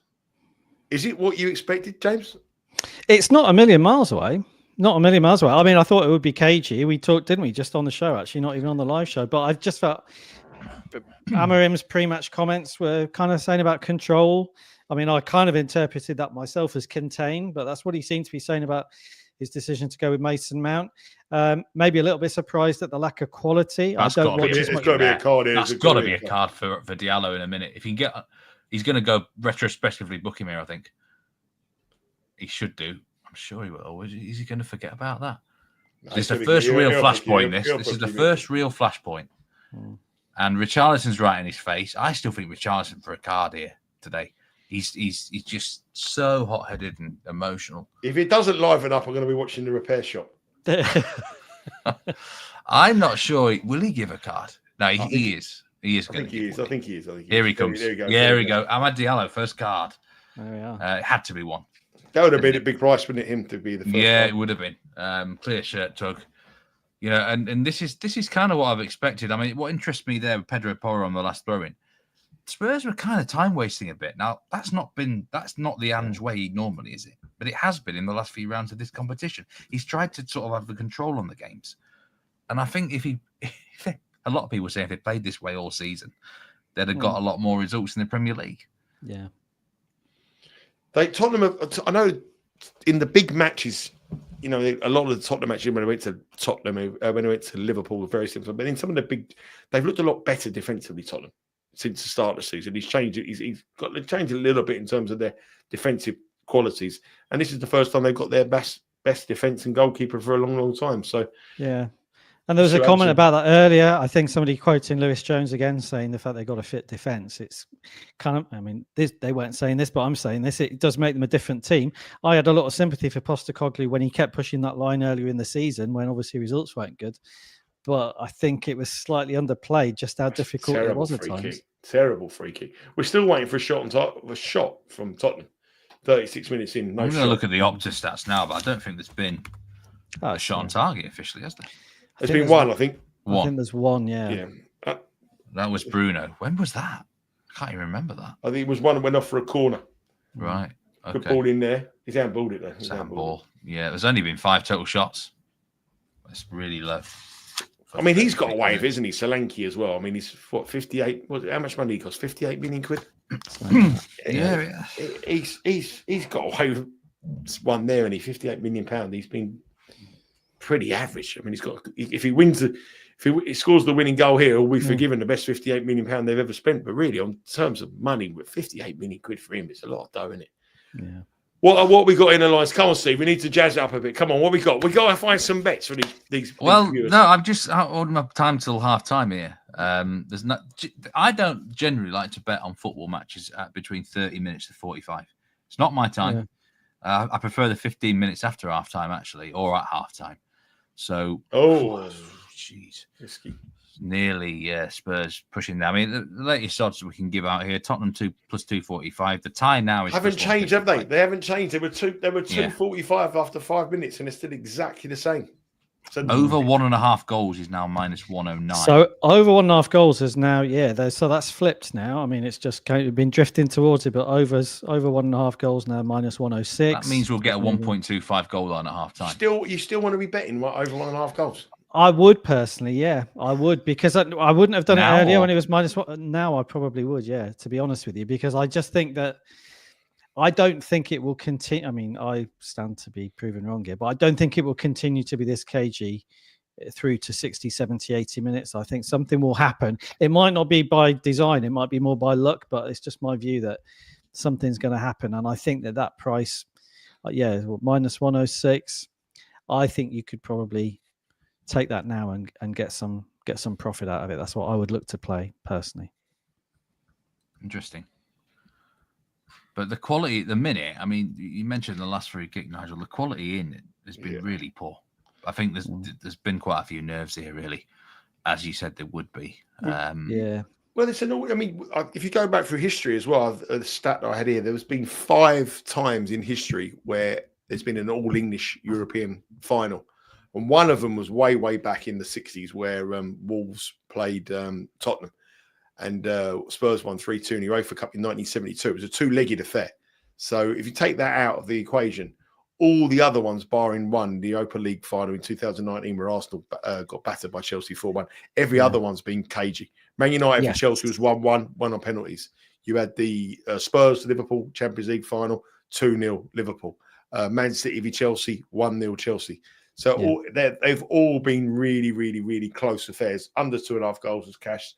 Nothing really happened much in the first halves, and then went to penalties, a dodgy free kick or something like that. And this is where this is going. This is going to be won by some kind of a free kick, a penalty, something, a mistake by the goalkeeper, because both the Man United goalie's got a mistake in him, something like that. I just can't see a bit of brilliance. Winning this.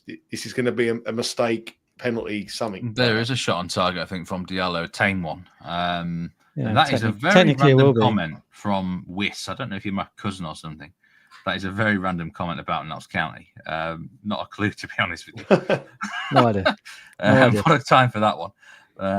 But I think the point you're making, Nigel, as well, I think that also works for other leagues as well. If you think back, I think I mentioned it on the live show, but I remember the All-Italian Champions League final 2003, Juventus AC Milan, which 0-0 and cagey. Some of those Real Madrid, Atletico Madrid, I think is the one only opened up in extra time, having been quite cagey. So they know each other so well, don't they? And that Chelsea Man City Champions League final, I remember a lot of talk about, quite excited and optimistic about. It was awful.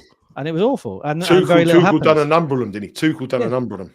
So, and that, you mentioned earlier the Liverpool Tottenham one, but it was a very quiet game, wasn't it? You got the early... the goal went in. The goal went in after 90 seconds in there, and that was it. And you would have thought that would be it. Yeah, you thought that the over bettors would have been laughing. It's going to be brilliant. It never was. Yeah. So there is a pattern to this, isn't there? There is a pattern to it.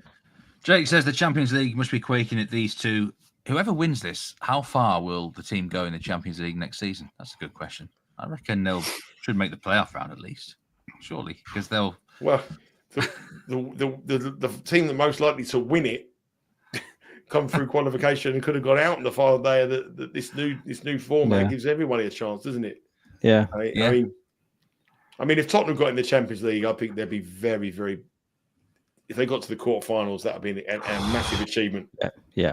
Oh! Tottenham's 1-0 Tottenham. That's a goal. 1-0 Tottenham. Oh, this is a Brendan Johnson. Brendan Johnson. Well, hold your horses, Nigel. This might be an own goal if Fernandes palmed it in. Johnson's goal, that is, mate. The 850.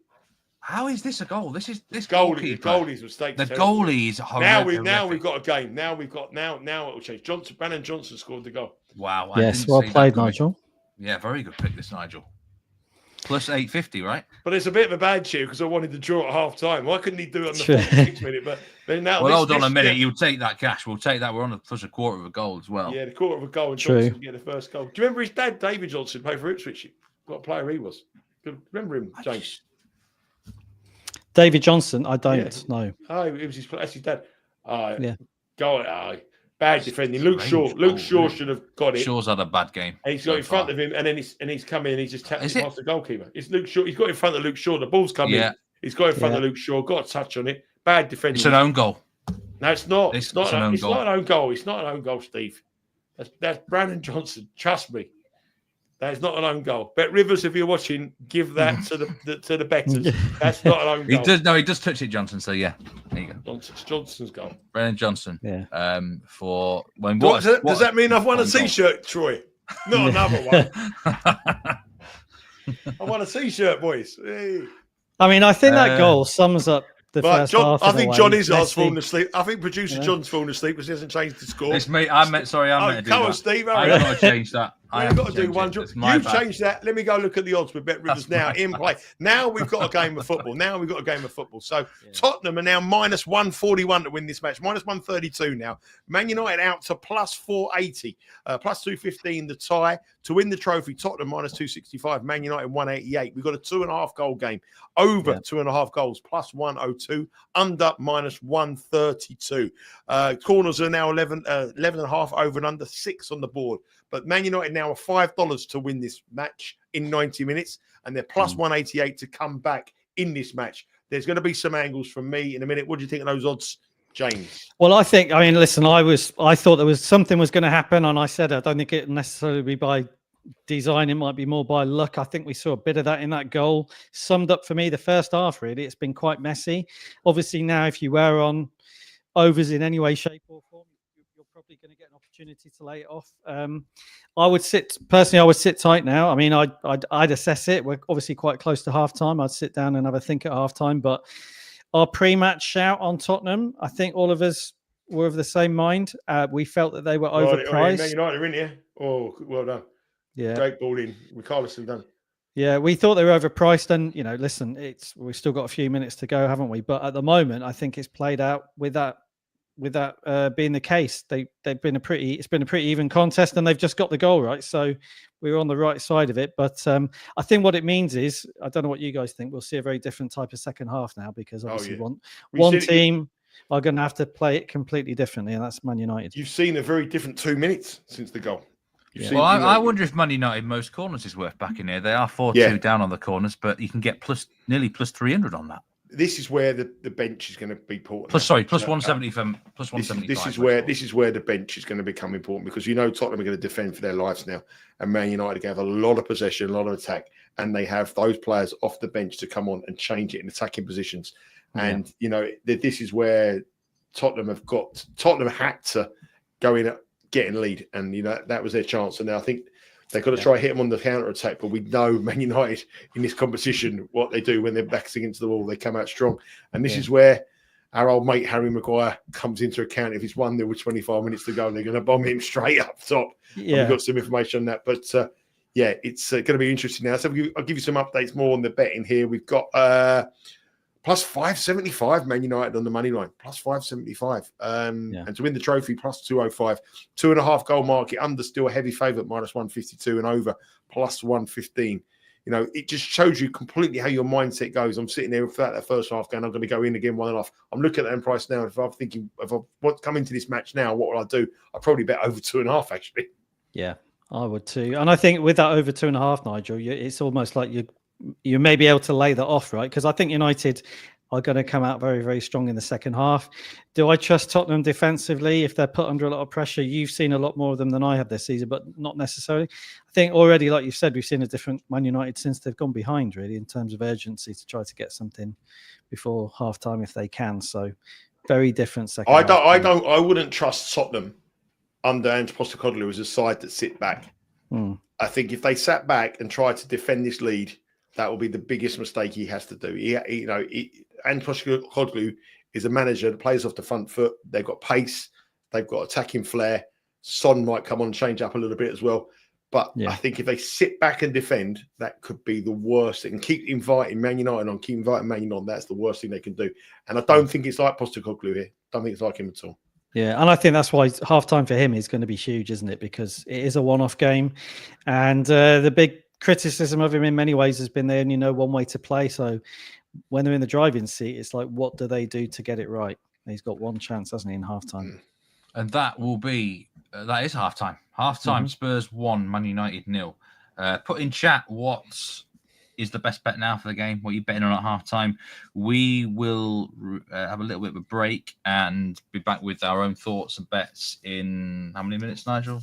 5 minutes? 5 minutes. We come back 5 minutes and go through the halftime markets. Have a toilet break, have a little drink, and then we'll come back in 5 minutes and go through the we'll see you all very soon then. Take care until then. I need to get the right graphic. There we go. See you in 5 minutes.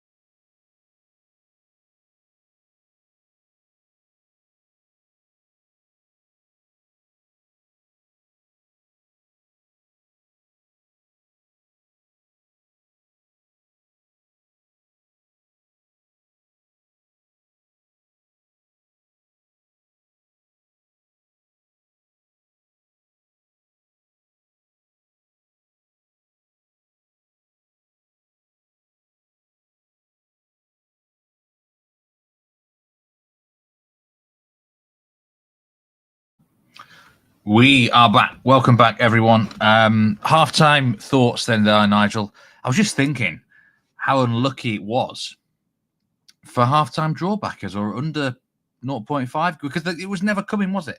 There was no metrics. There was no eye test that was seeing a goal. But as you said, that error, that mistake, and James has alluded to it as well, that was the difference.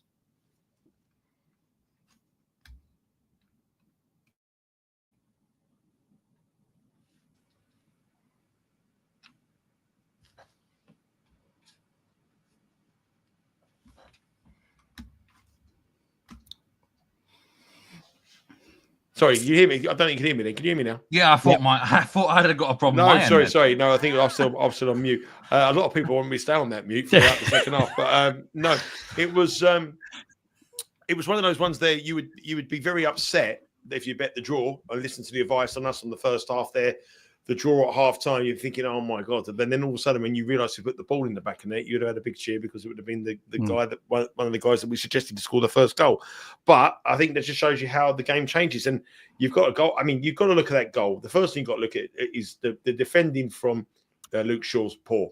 He's let Brandon Johnson go inside of him. It's a great ball in, but the goalkeeper has to be doing better than that. He has to be doing better than that. No, he does. And, it's a goalkeeping error. It took a deflection off Luke Shaw, and it's now... But from a betting perspective and from our perspective for the second half, we have got a proper football match now. Now we've got a match in the second half that is going to go. It's going to go to how we think. Man United have got to throw everything in the kitchen sink, which means Harry Maguire goes up front and things go crazy. So we have now a real second half because for 42 minutes of that match, like I said, I wanted to switch over and watch Antiques Roadshow. Yes, feet of your I do like the Man United most corners at plus 160. And someone did put in chat, maybe look at over corners as well. 11.5. We've had 6 so far. Maybe that is the better bet. I don't know. What do you reckon? Over 11.5 corners or Man United most corners? I just don't see Spurs getting that many now. What's the price on Man United most? Oh, sorry, James. What's the 160. 4-2 down on corners. Why not do both? Yeah, possibly. Yeah. The only problem when you bet Man United to have the most corners is if Man United do get a goal 1-1 and they don't, and then the game could. If you're betting Man United to get the most corners, you want Man United to keep pushing the game to stay 1-0 because there is a potential that Man United could score a goal early and then change again. So you want the more that's 1-0 and Man United have to push, the better. Yes. That is the bench, by the way, for both teams. John's put a graphic in for us. So that is who Man United can basically lean on now. And as we've mentioned it before, it's a stronger bench overall, isn't it? Who could come off there and make an impact? Spurs have still got the ace up their sleeve, of course, in Son, should they need him at some point. He might not even come on the field if they... Yeah. But, there's some interesting options there for Man United. Will there be a substitution at halftime? We will soon see, what's going to happen there. But, I mean, any sort of halftime bets that stood out to you, Nigel and James? Well, I was just going to say, not so much a bet, but for people who don't do much in running betting, I think the prices alone are fascinating. I'll give you one example of that. After that goal went in for Tottenham, obviously the price jumps around a bit on Manchester United. At one point, they went out to plus 575, I think. Then they settled. Even during half-time, Manchester United have come in. So I think they were plus 525 at the start of half-time. They're now into 480. And listen, we're all on Tottenham, but I do understand that because I think there's two factors here. One is that obviously United are going to change the way they play. They're going to play with more urgency and all the rest of it. The second is, you could actually say three things here. The second is that United know how to come from behind in this competition. They showed it against Lyon. I think that matters because I don't think United are going to panic. I think they'll believe they can get back into it. And the third, which we touched on towards the end of that half there, is what do Tottenham do? You said, Nigel, you think it'd be the worst thing in the world if they sat back. They're going to have to decide now how they play this. They've got their heads, they've got in front. They're 1-0 up. What a massive half time for Postecoglou to work that out. So it's not so much a bet, but the movement on United and the fact they've been backed in a little bit, but they're obviously behind, but backed in a little bit doesn't surprise me because I think instinctively they're probably better equipped to be 1-0 down than if it was the other way around. And I think if I wasn't on Tottenham, and I'm very happy to stay on Tottenham, but if I was coming at this and I hadn't got a bet or an investment in the game at the moment, I'd be quite tempted by United as something to maybe lay off, because I think at 1-0, they'll probably still fancy their chances of getting back into the game. I quite like Man United scored the next goal at -136. I know it's a bit of a short price and some people won't want that, but they're going to have a lot of possession. They're going to throw everything forward. And as James has said in this competition, that's what they've done, has got them through. They haven't lost their belief. They've got the players on the bench, mainly who changed the match around against Lyon. They've got Eriksen, who's a proven international player. Garnacho, with his pace going forward and his trickery, could be a big problem as well. But I think if you're looking at one bet now, and you asked me that before, someone mentioned it in I think it was both of them were saying that, Joe Bamba and also someone else said it, Tristan said it as well. But I think Harry Maguire to score the next goal or to score in this match is a big price. 28-1 with Bet Rivers for Harry Maguire to score the next goal, compared to Rasmus Højlund at +510 is massive. Harry Maguire to score in the second half is 15-1. Harry Maguire has played as an emergency centre forward in 2 matches this season against Lyon and Nottingham Forest. He had 5 shots in those 27 minutes. 2 of them were on target, and he produced 1 goal in 27 minutes. He is their plan B. He's their best centre forward. He is the guy they put to. He won't do it yet. They won't do it yet. But if it's 1-0 with 60 minutes to go, with 60 minutes on the clock, 65 minutes, the last 25 minutes, Harry Maguire will be up front, and that will that brings in corners as well, Steve, because they'll be putting every ball into the box. Defending will be absolutely for their life and trying to clear their lines. That brings in that Man United more corners bet with Maguire up front. The problem with that bet is if Man United score early and it's 1-1, then that bet doesn't materialise, because we've got to hope for something fluky and you get a goal. But the longer it stays 1-0, the more corners Man United get, the more possession Man United get, the more balls into the box, the more chances Harry Maguire will go up front. We need this game. If you're going to play that kind of angle, you need this to be 1-0 going into 65, 70 minutes, because then everything will go out. They'll throw everything at them. So what you don't want is an early Man United equaliser, because then that changes. Just want to go back to Neil F here. I've just gone on the Opta site. Opta have officially given the goal to Brennan Johnson. So that is Brennan Johnson's goal officially. Opta is the Bible. Opta's the Nigel got on the blower. But Opta is the absolute Bible for these things. So that is the state of play with Opta. Just one other point I wanted to make as well. You can get really, really sucked into how a game is going, which is obviously important, right? Because this is the game you're talking about and betting on. If you just think more, if you pull away a little bit, do you trust Tottenham defensively? I would say no. Do I trust United defensively? Not really, not based on this tournament. Yeah, I think in the end, teams might revert to type when time is running out. So I would lean towards goals of some kind, whether it's a player, whether it's the team goals, whether it's the total goals, just because if you pull away, I think both of these sides cannot really be trusted. We've seen it many, many times defensively. We've seen a goal there without it even really being a chance, right? These are 2 sides that can do that. They can concede from something that wasn't really a chance. So I would be looking at the game at halftime and thinking, I would expect things to happen. As I say, it might not be by design. It might be by the fact that they just can't defend properly. I think there'll be changes at halftime. I think Mason Mount was non-existent in that match. The strategy wasn't working. I think Mainoo might come on for Mason Mount.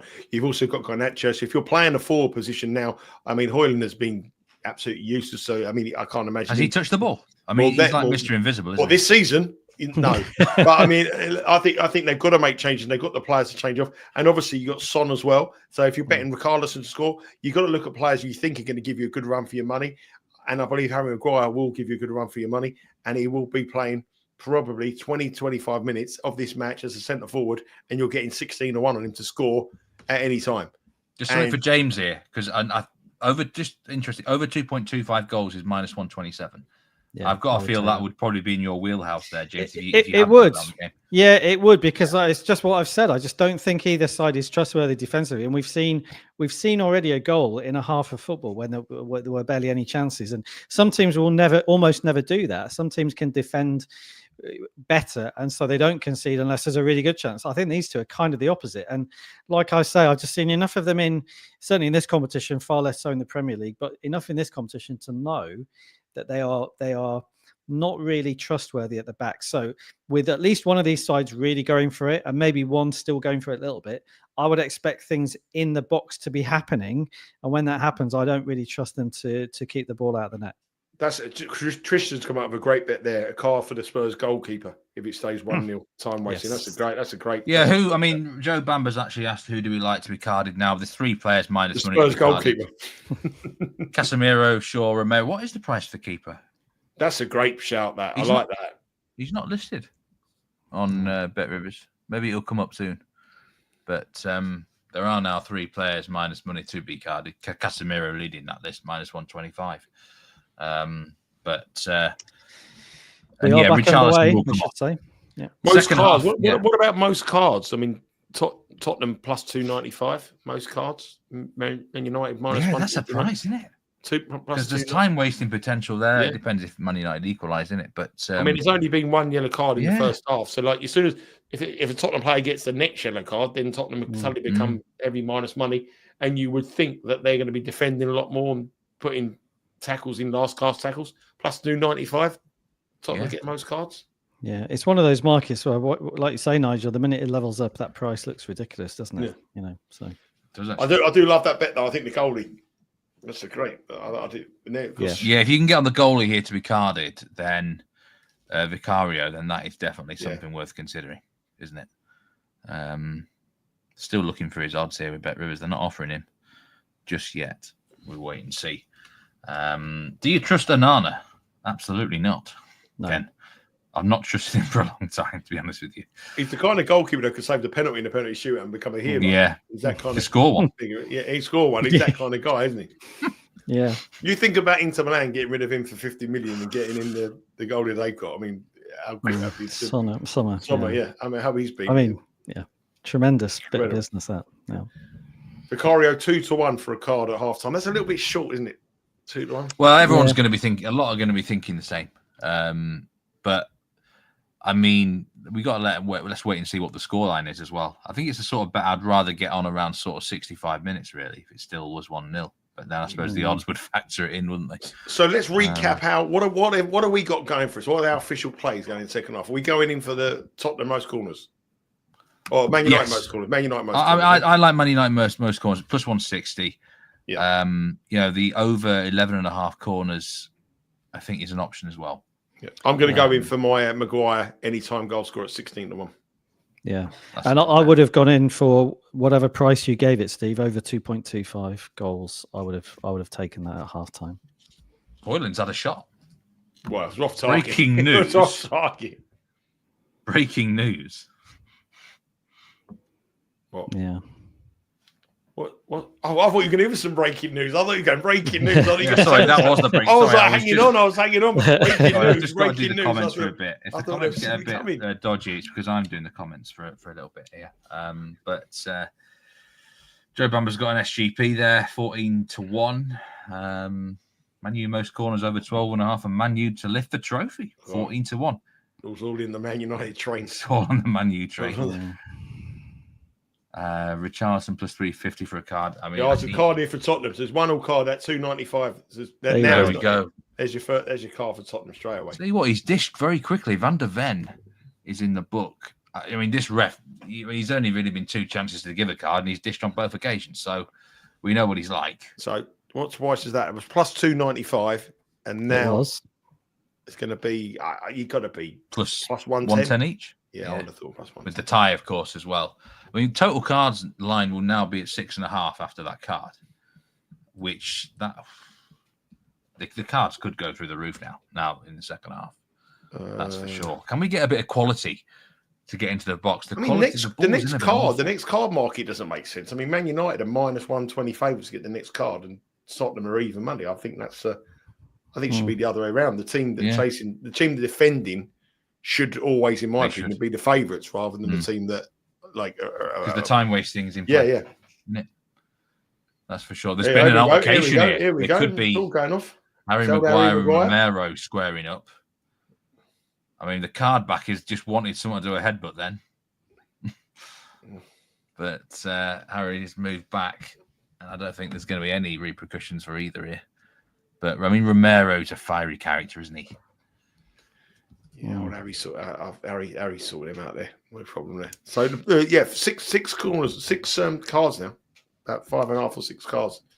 Yeah. Big line market. Yeah. I'm just waiting for the latest.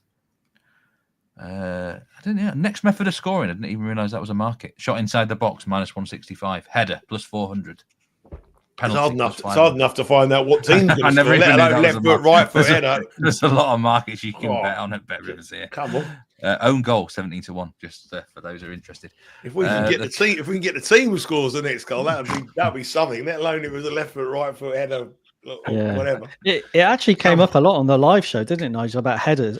Steve, it came up on the live show about headers. People were asking about Solanke in the air, and we mentioned Maguire in the air, and obviously we've seen a lot of corners. So, but my view was I've not done the research on method of scoring, and without 6.5 cards over +145. That's the updated line. Would you play that? -155 for over 5 cards in 40 minutes. I think you'd need an instant, wouldn't you? Where there's 2 at once, maybe. Yeah. Which can happen. My old days of spread betting, when I worked in the spread betting industry, they said always go under when it's a point per minute there is. So say, for example, there's 40 minutes to go and the line is 50 for the rest of the match, you've got to go under. Whenever if you've got 40, so 4 bookings with 40 minutes to go, you've got to be going under. Whenever it's like higher than more minutes, because you get 10 for a yellow there.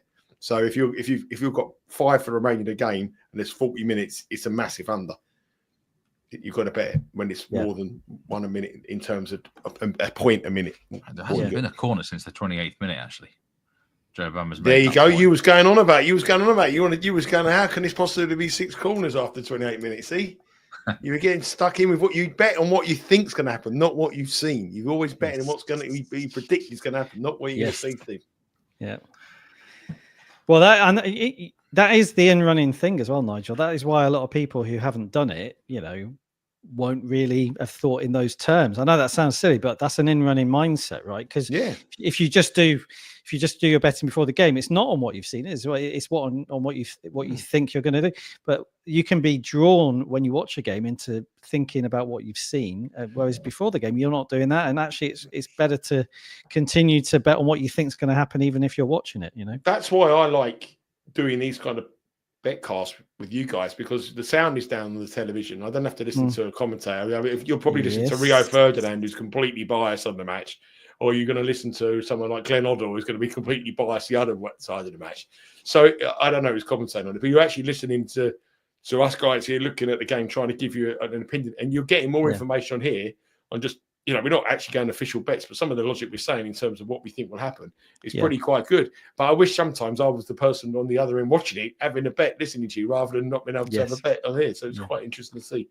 Yeah. But I mean, let's have a look. What's the outright market there? What price is Tottenham now? Because Tottenham, I think the market is just suggesting -152. The whole market believes that Tottenham aren't good enough to hold this out. Yeah, it feels that way. I mean, Man United now are +650. This is a regular time market, we should say. This isn't to win. Yeah. This isn't to lift the trophy. +650 on United in regular time. I understand that in a way, because that they need 2 goals for that. But to lift the trophy +215, I don't know. They're going to push, aren't they? We know they're going to push. Then it's a case of whether you think they're good enough to push and actually make it pay. I mean, that's the question. Can they make it pay? But they've had a problem all season scoring goals, Man United, and now they've got to score. I know they've had, you said about this competition, but in the Premier League, they've had problems scoring massive goals. They're the lowest scorers in the Premier League. And this is essentially a Premier League match and against another Premier League side. So that problem of scoring goals, when Harry Maguire goes up front, he probably scared the living daylights out of a lot of teams in European football and used to it. But Tottenham will be quite used to it. They might be like, would you think that they would probably handle the big man going up front? Maybe. maybe. And just obviously teams do their research, but just a little bit more aware of it. I mean, you wonder to what degree Lyon were aware of it. Obviously, that's disrespectful in a way. Of course, they're aware of it and they know what all the permutations are. But yeah, we're talking about it before the game's even started. You know, how far down the pecking order for Lyon would it have been to be thinking about Harry Maguire doing it? Tottenham will be thinking about it now, won't they? Yeah. You know, Well, we're all thinking about it. Everyone here at half time. Everyone in the crowd, we're going to put Harry Maguire up front. But it just shows you something that it's something when you're in a European final. Yeah. And you're a team like Man United that you're saying your best chance of getting a goal is sticking Harry Maguire up top and trying to put a lump of ball in. It's like being in like Wimbledon in 1987 or 1988. It's like incredible. Well, you think they've spent billions of pounds building this team that their best chance of a goal is sticking Harry Maguire up front to get his head. I mean, it begs the question: like, would you think Xerxes or Maguire would be more likely to score? You know, in the Maguire, right? Definitely. So I think the change for Man United for me would be you've got Mason Mount has been non-existent. Mainu's got to come on. Mainu's a quality player. He was in the England team in the Euro final, and he's a quality player. So Mainu have to come on. And Garnacho, you need to change it around a little bit. Bring those on first. Mainu come on. Garnacho, try to change it around and give Tottenham something to think about. Tottenham have Son. That's it, as we said. But you need to change it around. This is great for Man U to start this half. You know, and now they're falling into Spurs' traps. Oh, actually, the referee's not bought that one. Richarlison. Well, book him for diving then. it's the man who's on Richarlison to get him. Book him for diving. Please book him for diving. Do something. Give him. But it's they've got to change. They've got to change some personnel. I can see changes in the next 5 minutes. I think Garnacho and Mainu will come on.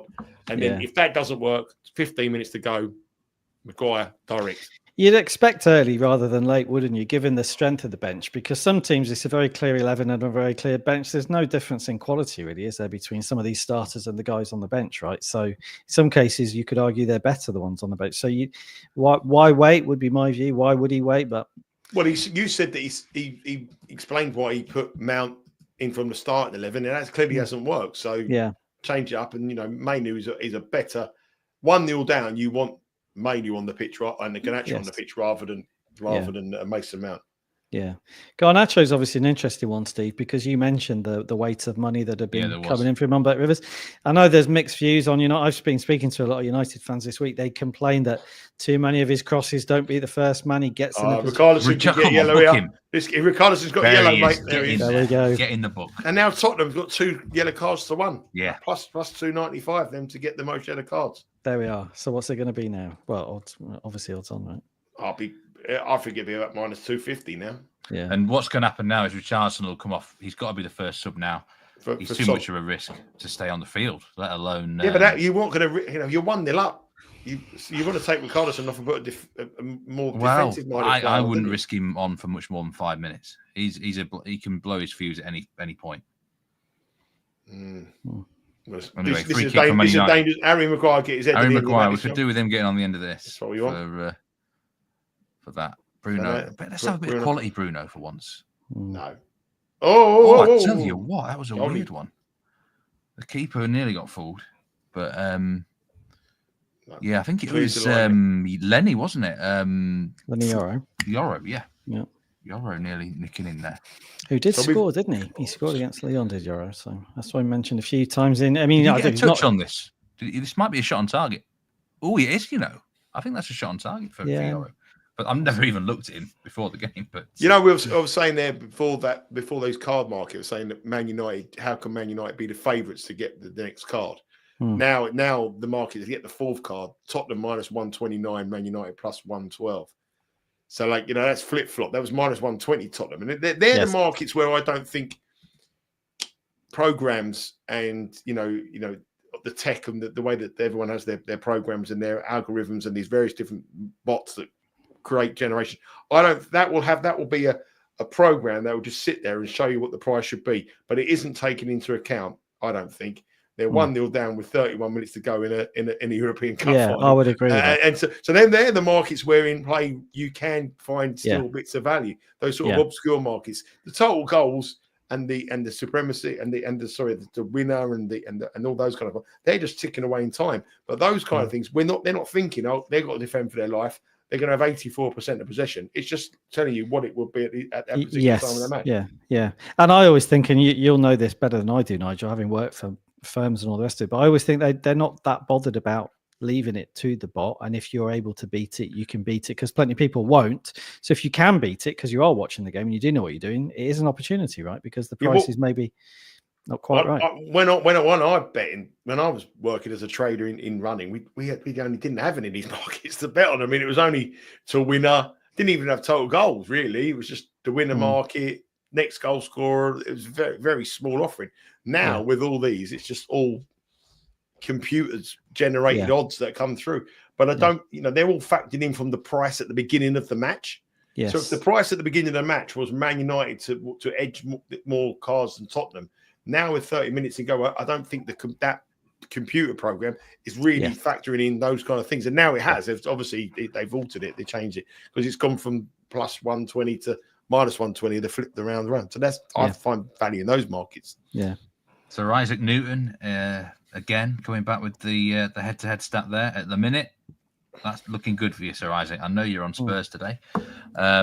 Bit of territorial dominance from Man United suddenly, last 5-6 minutes. And a few more, what do they call them? A few more not final third entries, but penalty box entries, which is obviously not clear chances, but it's a step towards clear chances. So, yeah. Spurs minus 167 to win in 90 minutes. Would you bet on that? Not really. Minus 177 now. I mean, take that. Everyone is the whole market and everyone in this chat, as I said earlier, is expecting United Man United to go, and nobody has any faith in Tottenham sitting back and defending this.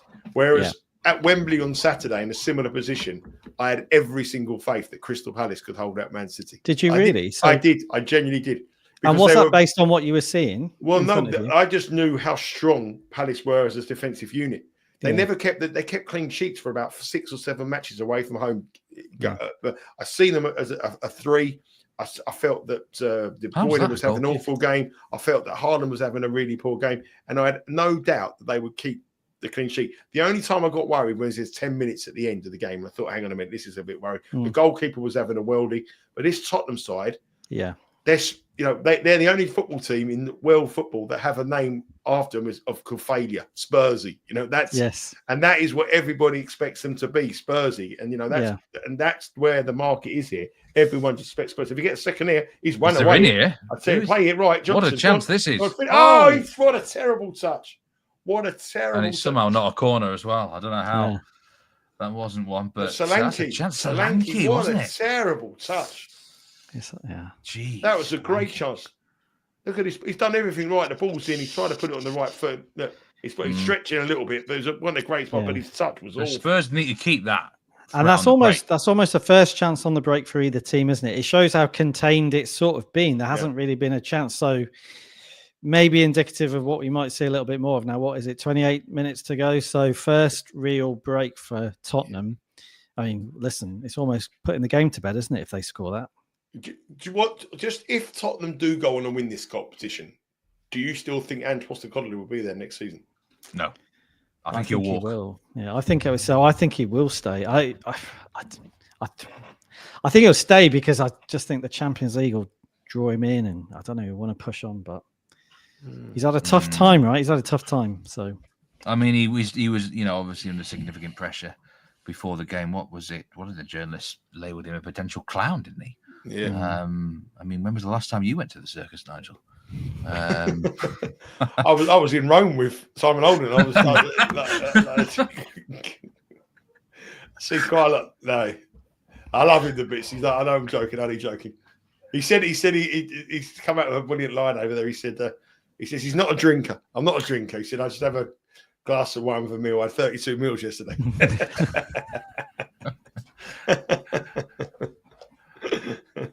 But that just shows that I someone put in the chat, I think it was either this chat or the live chat earlier in the day, that the siege mentality that Ange has had here at Spurs. Now, this is now what it's all about. 25 minutes to go. But have the players bought into him? Well, that's when you've got like Mourinho having siege mentality, Drogba, John Terry, Lampard, they would have Peter Cech, they would have run through a brick wall for him. Carvalho, They loved him. Are these players really all on board for Ange Postecoglou, or do they think he's a bit of a clown? You know, like you don't know, do you? You don't know what they might be thinking of their pay packet. You know, they're probably on a decent bonus here for winning it as well. It's settled down a bit the last 5 minutes. Man United not really made an inroad there. I still think they'll come hard soon. They haven't done anything, have they? I mean, how many shots have we had from Man United in the second half? Why has there not been a sub yet? There's got to be a substitute. Richarlison's down on the ground. He's going to come off now, I think. And he's got a big decision who he brings on for him, actually. I mean, it would like for like would be Son, but they're 1-0 up. Yeah. And you were right, Steve. You mentioned about Euro. Was it a shot on target? It has gone down as a shot on target by Euro. I thought it was, you know.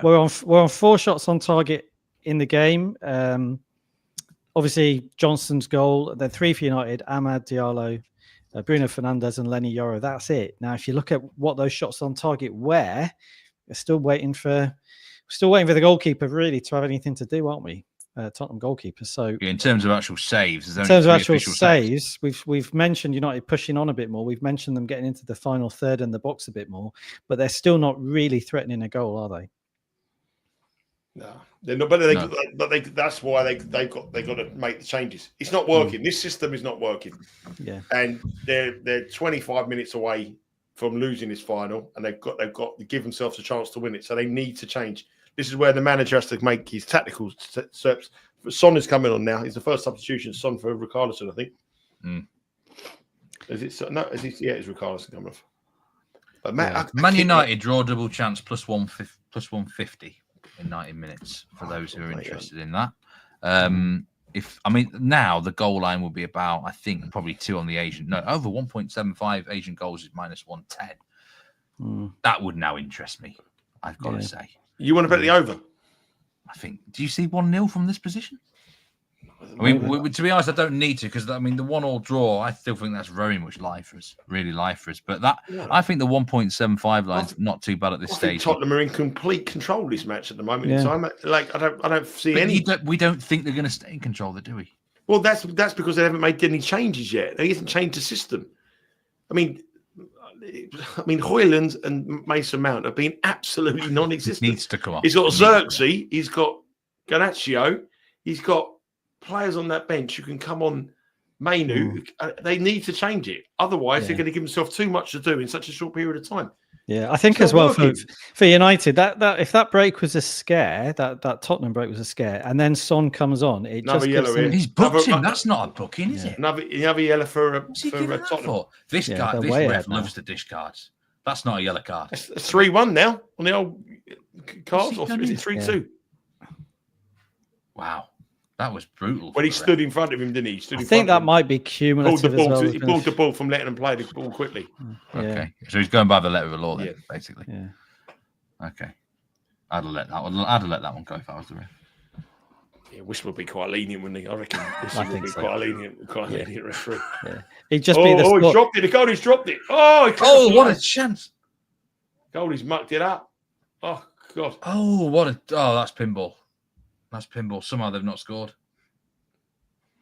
Goalie's flapped it big time. That's an insane clearance, isn't it? What a clearance. Ant, welcome in. Makes an interesting point about Tottenham's defending. Son will scare Man United if they start chasing, says Grazza. Yeah, I would agree with that, because I think that break would have scared them a little bit. You expect teams to break if you're attacking them, but I think the fact that they've just brought Son on as well, it might just make United think twice about committing that extra man, because with Son on the break, it's a different thing. What a goal line clearance. What a clearance that is from Van der Ven. Insane. Yeah. What a moment. That is a Højlund. That would have been a Højlund goal. We've slated him all game. What a clearance. He's a cheat code, that Van der Ven, physically. He's so quick. Yeah, and that is that is a moment that would get replayed if they win this. What a clearance that is. What have we got there? Right, look at some of these prices now. Tottenham to win the cup minus $4, Man United plus 265. 1.5 goals again, under 1.5 plus 120. So you're betting minus 159 a goal in the match. Yeah. I think there's going to be plenty of time added on at the end, at least 6 at this stage. So you're going to get plenty of minutes in your pocket for that. Both teams to score, yes, plus 104. So you're betting plus 104. Man United score a goal. Just take the over 1.5. Well, exactly. You could get the goalkeeper come up at the end and you get an open goal. I wouldn't be wanting to bet the plus 104. No. I don't believe that. No. So that was the first real panic stations for Spurs. Yeah. Right. And that was the first time United have come very close to scoring. Steve's corner bet was looking good after 6 corners after 20. Hasn't had a corner yet. It's only still on 8 the corner. It's 8. We see. Look, Leo. I would have let Zidane off for everything, Brian. He was that good. Best first. Steve's the sort of referee. Just gets them over, has a chat to them, points that way, get on with it. I like the 2 rugby league. The rugby league referees are the best. Like they're sort of wishy cart referees. You, Tommy, you, Peter, come here. Listen. Calm it down. I know your dad. I know your mum. Game on, play on. But, Joe Bamber's going a 9 to equalise 100 to 1. Wow. Imagine that. Imagine that. Spurs might be in it. He turned him well. He was pulling his shirt, but he let him get away with it. 13 to 1. I still cannot believe after 70 minutes, Man United have made a change. Yes, it could be one now. We're finally happening. It's finally happening. Mount has got to come off. So Garnacho's coming on here. Hoyland's coming off. And Diallo is coming off, is he? Xerxes coming on. Hoyland's off. Made a double subs. Gosh, Hoyland was so close to equalising there. That would have been a big moment for Hoyland, you know. Huge moment. His Man United career. Huge. If that had gone in. Yeah, Mount's coming off for Garnacho. Yeah, so they were the right 2 players to come off. Yeah, I think he should have made that. He's still got Mainu. Yeah. But now you've got a much more attack-minded Man United side now. They're going to change it. They got 3 up the top. They're going to play 3 and try to get through. Xerxes is going to play through the middle and put the wingers on. Yeah, and Garnacho and Diallo, and then you got Fernandes and Casemiro midfield. Yeah, a little bit more, isn't there? And I think they'll bring Mainu on with 10 minutes to go. And if they don't, Harry Maguire goes up front. I'm telling you what price is Harry now to score at any time? We were 16 let's just to 1. have a look. Are we still betting on it in play? Goal scorer. So there's so many markets. I'm trying to find them. God, not sure it's there. No, I don't think it's not there right now. I think. Free header. He's missed it. Free header. That is great ball in. Bad defending there. Left Bruno, wasn't it? Bruno. Clear header. Good Good ball. Nice football, actually. Great Beautiful. ball in. Free, it's free, and he's got the ball in his.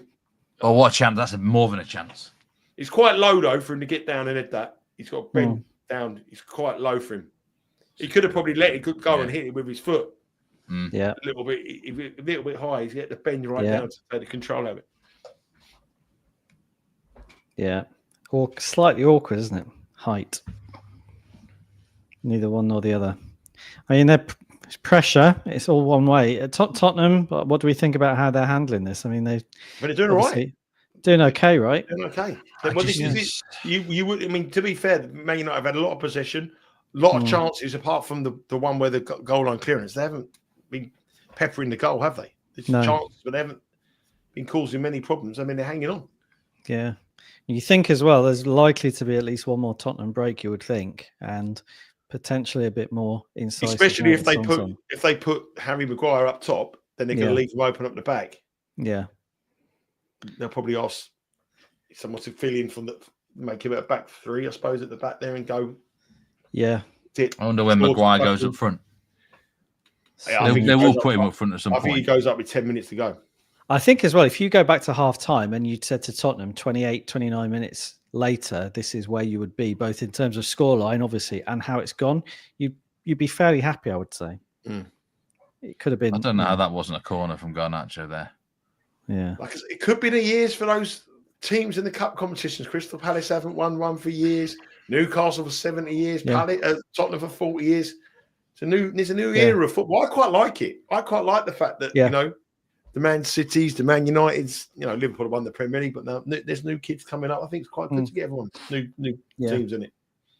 So far as well, Nigel. Already looks quite dangerous for Man U here. I was going to say, so far, he shoots, and it's from Vicario. It's gone behind. That is a corner. Sorry, James.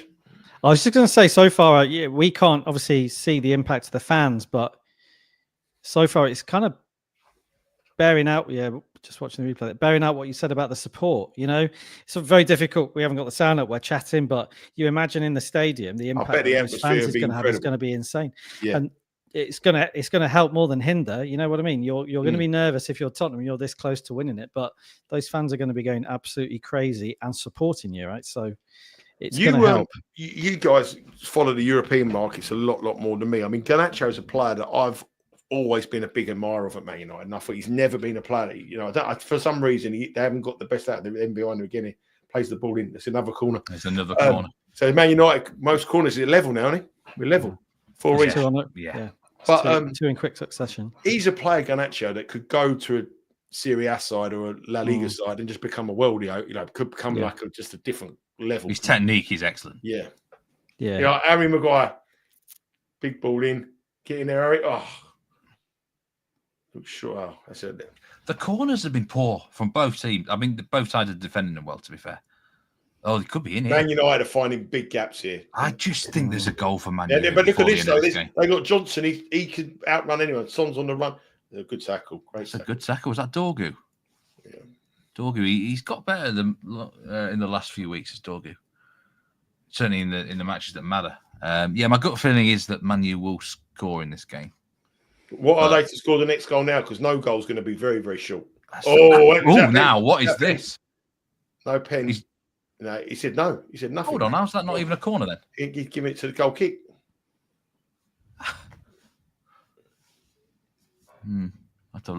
What price are Man United to score? Man United to score the next goal. Next goal plus 160. And bear in mind, there's a tie there. Yeah, you've got no goal scores. It's going to be like a plus 160 could be a enticing price. Plus 160, the tie minus 113, and Tottenham next goal plus 525. I mean, when you see them on the break, I wouldn't bet that. You wouldn't bet Tottenham. I wouldn't. Would you really? I think Tottenham could have. I think Man United get the next goal plus 160. Or I suppose if you're going to go for Man United to get the next goal plus 160, you might want to bet the draw. Yes, I suppose. Ties at plus 250 now. Yeah, probably better off to bet that. Tottenham are minus 455 to win the trophy. Man United are plus 300 to win the trophy. I wouldn't be. No, I wouldn't touch either market right now either. There, it's just a question of whether they. I know Tottenham are going to be dangerous on the counter, but over 0.5 goals is probably. I mean, I'd definitely take a swing with 5 minutes to go if it's still 1-0 over 0.5. Over 1.5. Sorry. I think the interesting thing about the way the game is being played now is it's fairly what you'd expect. Tottenham are defending okay. They're doing okay, maybe a bit better than we thought. United are doing what we'd expect them to do. You've mentioned, Steve, not as much quality as you'd expect to see or like to see. But it's kind of predictable in terms of the patterns of play at the moment, isn't it? Tottenham are inevitably dropping a little bit deeper, which makes you a bit nervous, but they're doing all right so far. They are doing all right. They're doing all right. And this is Tottenham's best defense. I mean, they're all there. When Tottenham was having their problems conceding goals, this wasn't their strongest defense. This is their strongest defense, their strongest line. Their midfield is what's happening, and that's why they've been overrunning midfield. And they can't get the ball in midfield because their best midfield isn't there. But what they are good at, they're keeping the ball in the defensively. They're strong enough to keep them at bay this side. I think. And you see that. I'm just going to say, Nigel, you see the Van der Ven goal line clearance. You see the way they all react to that goal line clearance. These are kind of factors which Tottenham haven't always had this season. It's not always been their fault because they just haven't had the manpower that they would have liked at the back. So they're taking Johnson off here. I think they're bringing Danzo. Sorry, James, but I think that's a bit of a. He's the one outlet on the pace on the counter. This is what you were worried about, Nigel, isn't it? That they would get stuck behind. I would keep him on. I mean, I think it looks. I think they're taking Johnson on and bringing him down. So I didn't see, but he would be the one outlet on the counter attack that you want pace. Yeah. And I think now they're thinking, right, we can win this. Let's hold on for 12 minutes, and it's going to be Man United all now. You got Danzo on for Johnson. Son's not 100% fit. He's up front leading the line with Solanke. Solanke's done nothing in the games. There's no pace really from Solanke.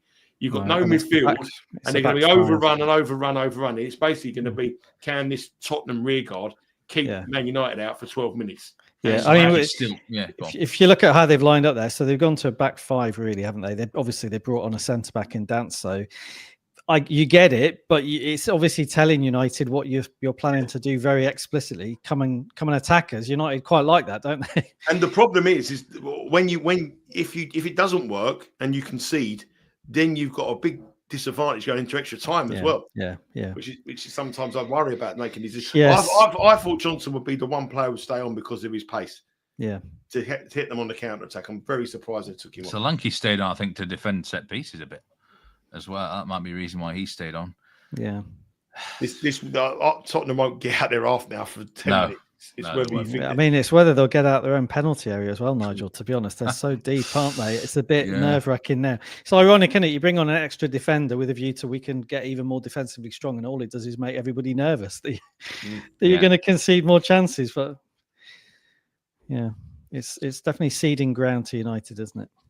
Yeah, this is how this is going to get played out. You might get Spurs get the occasional break here, but it is whether the market, the only market now really for volume and liquidity is basically the total goal market. It's minus 113 over 1.5, minus 117 under 1.5. So it's more with 10 minutes to go, which is quite surprising, really. It's a pick and match whether there be a goal in or not. Usually, no more goals with 10 minutes to go would be a heavy minus money favourite. So the market is suggesting there is another goal in this, and what we're watching, it is more than likely to be a Tottenham goal. So the tie in the match is plus 270 here. The tie in 90 minutes at plus 270, which obviously would be heavy minus money if Man United did get an equaliser here late on.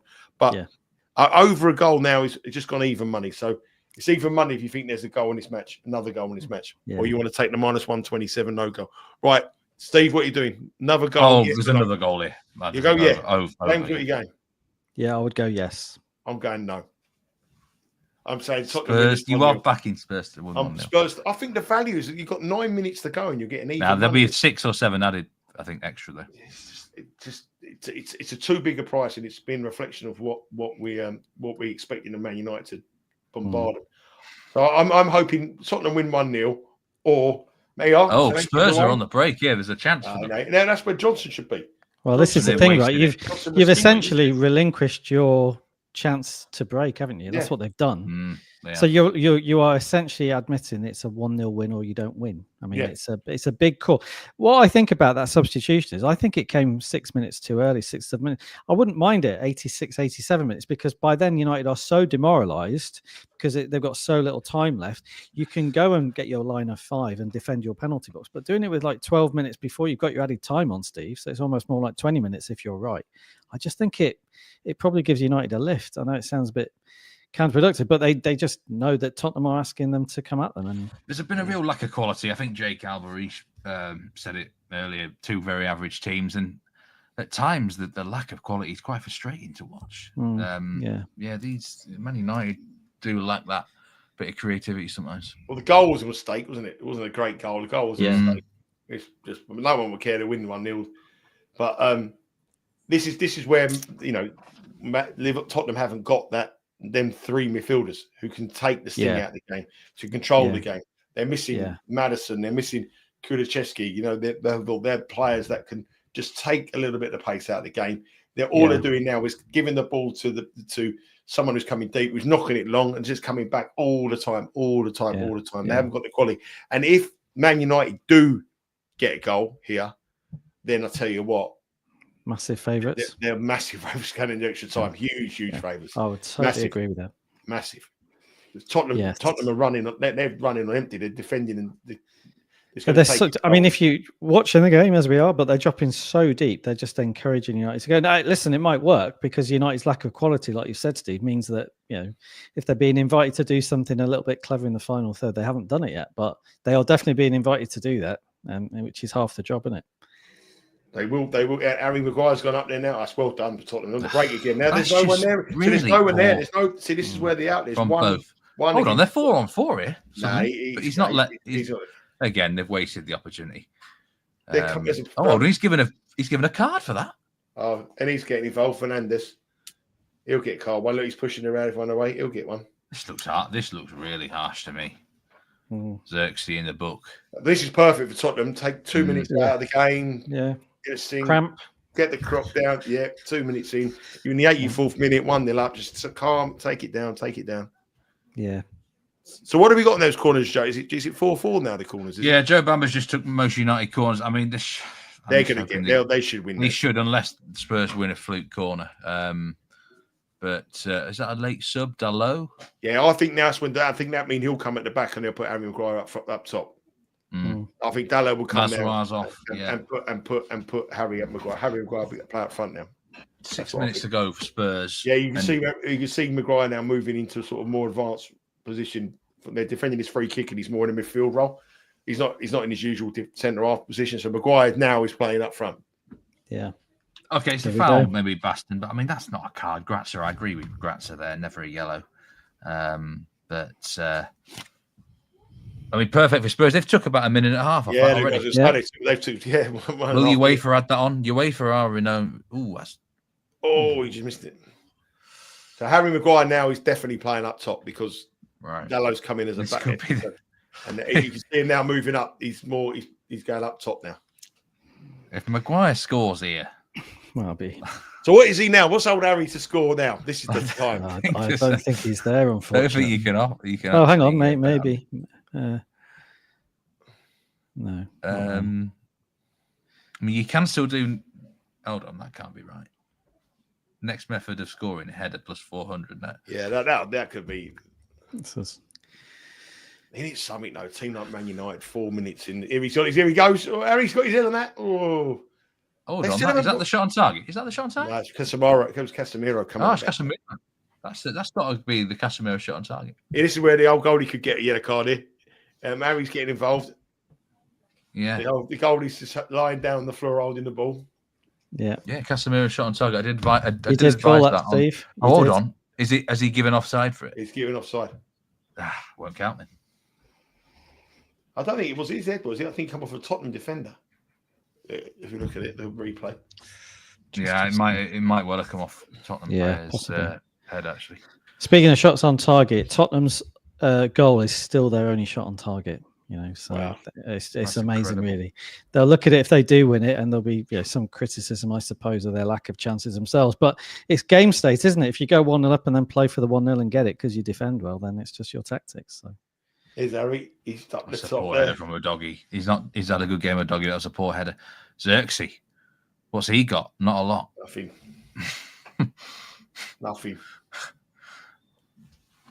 You just feel there's going to be like one or two massive talking points in this match, isn't it? There is going to be something. There's going to be an opportunity or something debatable. This is Harry Maguire's diving all over.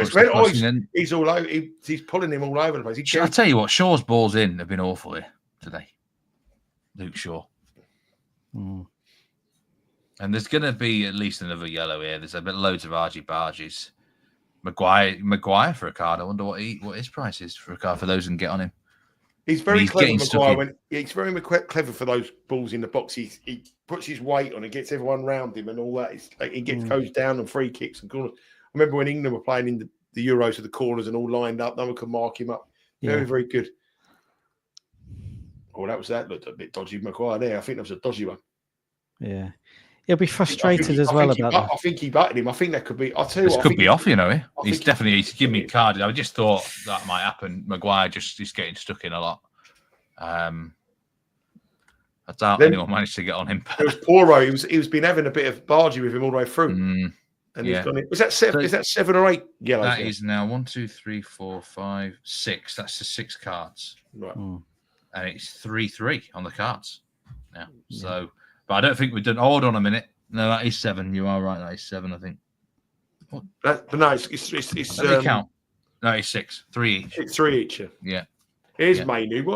Finally, Mainu is coming on. I think he'll be off. He will. I think he'll be off in the summer, Mainu. I mean, he's a player that everyone was building the Euro hopes on in the summer, and he's coming on with a minute and a half to go in a European final. I mean, in a team that hasn't really done much in midfield until the 88th minute, and that's when the manager brings you on. It's very frustrating for him, you'd imagine. They're bringing on 2 players. Gray and Spencer coming, I think, for top. Plus 295 for over 1.5 goals now. For those who believe there's only 1 minute left. Yeah, I thought it'd be bigger than that now, but there is going to be about. I think there could be more than 6 minutes here, Steve, because there's been about 10? 2 or 3. No, it won't be that many. Probably 7 or 8. What's your best? I'll go 7. 7. Well, yeah, I I'd would say as well. 7. Yeah, 7. 7 minutes of Fergie time. Bradley SM94, thank you very much for that comment. He's enjoyed the watch along. It'd be good to make this a semi-regular addition to the channel. Well, there's 2 more Betcasts. Yeah, we're looking at someone. We're thinking about doing some stuff. So we've got the final day of the Premier League on Sunday, which should be With good. Jack? And it's with Jack and Steve as well. But that's always good because you've got so many. It's 10 games. There's always goals going on, always action. So and they're always quite good fun. Then one. And I'm looking at potentially doing one for the final round of the golf, the Open, the US Open, maybe.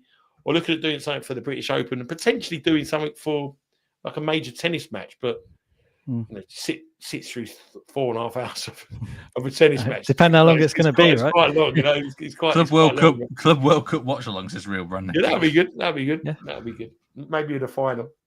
Yeah. But Spence is on for a doggy.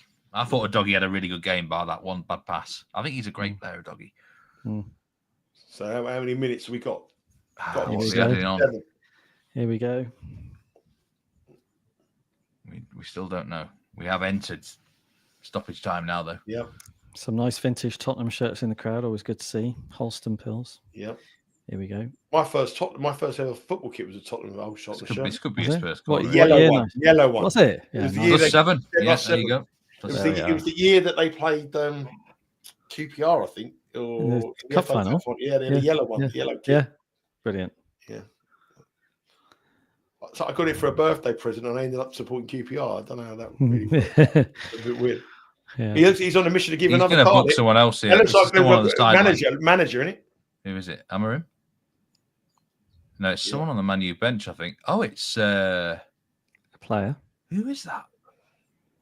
Is that Lindelof? Yeah. Lindelof. Oh, that's Johnny Evans there as well. No, I don't know. He's given it to someone on the bench. Well, that doesn't count. That doesn't count. You know, so if you are unless he comes on. Unless he comes on. If you are looking at bookings and stuff, that doesn't count. So, so we got 7 minutes, 6 minutes now for Tottenham to win their first European trophy since 1984. Amazing. And like I said at the start of the show, Let's Hear It for the Boy was number 1 by Denise Williams. And I think it's Denise Williams. Dedicated to your man Johnson. If they win it, he's the boy who's got the goal. Do you know what? I'm sure that was from Footloose, the movie, wasn't it? Let's Hear It for the Boy. It could have been. I think it's from 84, wasn't it? It was that year with the movie. Yeah, oh, Maguire's got his head on it, but he didn't get there. Far post. How are Man United? Come on, give it. Oh, poor Rice. He's giving it. They're giving it all this, and they've only just preventing the. This is incredible. Spurs are 5 minutes away from winning the trophy. This is. I mean, I can't remember when was their actual last trophy. They won the League Cup. They won the League Cup, didn't they? The League Cup, wasn't it? Was it under Ramos? 2008. Martin Yol. I think it was Ramos. They won the League Cup, and then their European trophy was 84. Yeah.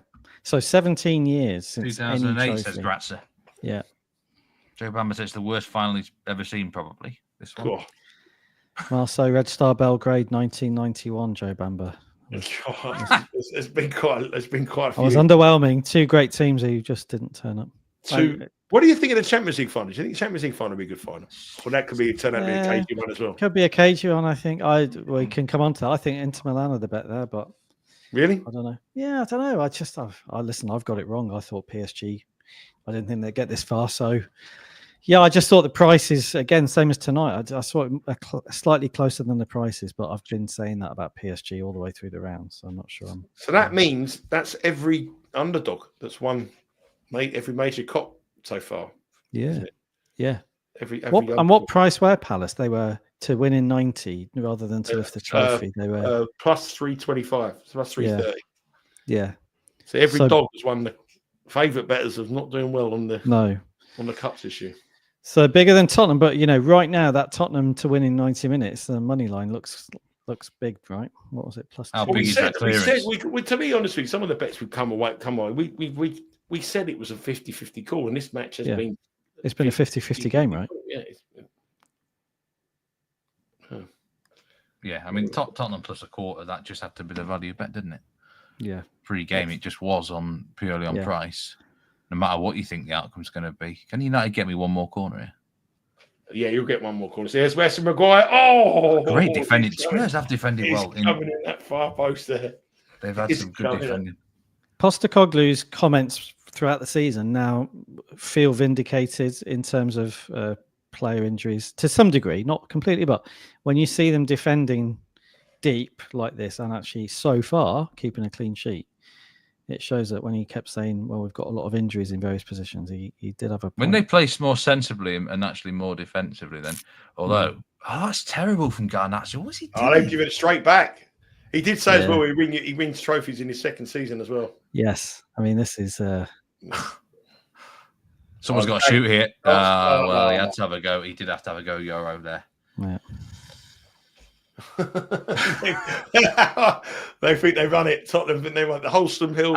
Angie's going to absolutely give it large here, isn't he? I don't think he will. I think he'll be very modest. I think he'll be very humble. I don't think he'll say anything. I think he'll. And Ange 4 months ago would give it to everybody, but at the moment, I think he'll be very, very. I mean, whatever happens now to Ange, he's done his job here. But he's the only person I know who's going to win. Well, the only person didn't Di Matteo win the Champions League for Chelsea and then got sacked. He was sacked the next season. I think 6 months into the next season. Yeah, and Ange could be the next one. I still wouldn't be surprised if he walked. Roma looking for a manager, aren't they? Klopp was quick with him. Yeah, Anto's the Forest manager. Does Amorim stay? Real Brendan King? Genuine question. That. I mean, I think he will. I think so. But a little bit less sure. You would think, wouldn't you, after this? But I think so. Oh, this could be a chance. Win the corner. Win the corner. Here we go. Oh, deep for Harry. Oh my! The chance. Penalty. No, he didn't give it. Oh. No. Ooh, that would have been dramatic, wouldn't it? I think the first thing is, I think the old goalie gets a bit of the blame for losing the game from the goal. I think the goalie. Well, I think he again. You just never confident. He won't be between the posts for Man United next season. They've got to change that. This is the last chance for Man United here. Nick Pope from Newcastle, I think they might get, and I think Newcastle will buy the kid from Burnley, Trafford. Yeah. Or he might go to Man United. That's a much better cross. It's a goal. Oh, it's a good save from Vicario. Who was that? Casemiro, I think. That's got to be the last chance. I think it was Casemiro. Did I get the Casemiro shot on target finally? Yeah, I think it was. It's still not. There's dangers. There still might be another chance. It's good control from Diallo. Yeah. Pressure. Finally, where were these crosses earlier from Man U that were? It's the quality, isn't it? Better delivery. Look what you do. Look what you can do. Tottenham are defending very, very. They're absolutely defending for their lives here. There's that corner. There's your corner. Finally, this is it. This is it. We're going to win that corner spell on the last second. Unless Spurs go to the other end. This is it. Keeper's got to come forward here. Do you chuck him up? Do you chuck the keeper up? Yeah. Who's got an honor? Someone's put an honor up. Got to send the keeper up here. He's got to come up. Here he is. He is up as well. He's up. If he scores this, this should be the most ridiculous thing I've ever seen. It's now or never. Nerves there. The referee's delaying play. This would be so Spursy, wouldn't it, if they conceded this? This would be the ultimate in Spursiness. Oh, no, it's in there. It's still a chance. Oh, that's it. That's got to be it. Yeah, that's got to be it. That's got to be it now. I think keeper had it covered anyway, but that's it. Incredible. Well, you're right, Nigel. Under 1.5 Spurs. Yeah. What a year! What a weird year for the cup finals. And they've not had that much to deal with second half, which is not a lot of credit to Tottenham for that, as well as Van der Ven man of match for that clearance. Yeah, maybe, and for the clean sheet, and it's a defensive win, right? It's a Tottenham. I thought Doggy had a great game. If it's been won, it's been won by the defense, which is astonishing, really. And the defense got them through the knockout as well. Frankfurt, they defended really well. Bodo Glimt, they defended really well. Yeah. Like, you never would have thought Spurs could defend. Yeah. They've won it. Well done to Spurs. 1-0 win. Wow. For Spurs. 1-0. Don't know. Wow. Well, there you go. And well done to us for the for siding with Tottenham pre-match. Well, the group thing was the three of us all went from. The argument we thought was a 50-50 call, and it proved to be a 50-50 call, and the one mistake went our way, so it was good. Yeah. But I tell you what, I actually quite like Ange Postecoglou. You know, I think he's, you know, he seems like a sort of nice guy. He's had a lot of sticks, so I'm quite pleased for him. Yeah. So yeah, and I agree, Joe. Mickey van der Ven for me would be man of the match. Not just for that clearance, but he's had a very good game. I thought Doggy was brilliant. Yeah, the defense turned up when they needed to, although Man United did lack a bit of quality. So I think Newton's cashing his ticket, aren't you, on Spurs? Well done, Sir Isaac. And well done to anyone who he was in the crowd the last time they won a European trophy. Sir Isaac Newton He was. there. Wow. So I think you have to give credit as well to Tottenham for their sort of self-belief in their defensive abilities there second half, right? They did, you know, we were concerned and rightly so with the substitution and Johnson sort of robbing them off that ability to go forward, but which they just backed themselves to hold out for 1-0. Who'd have thought it?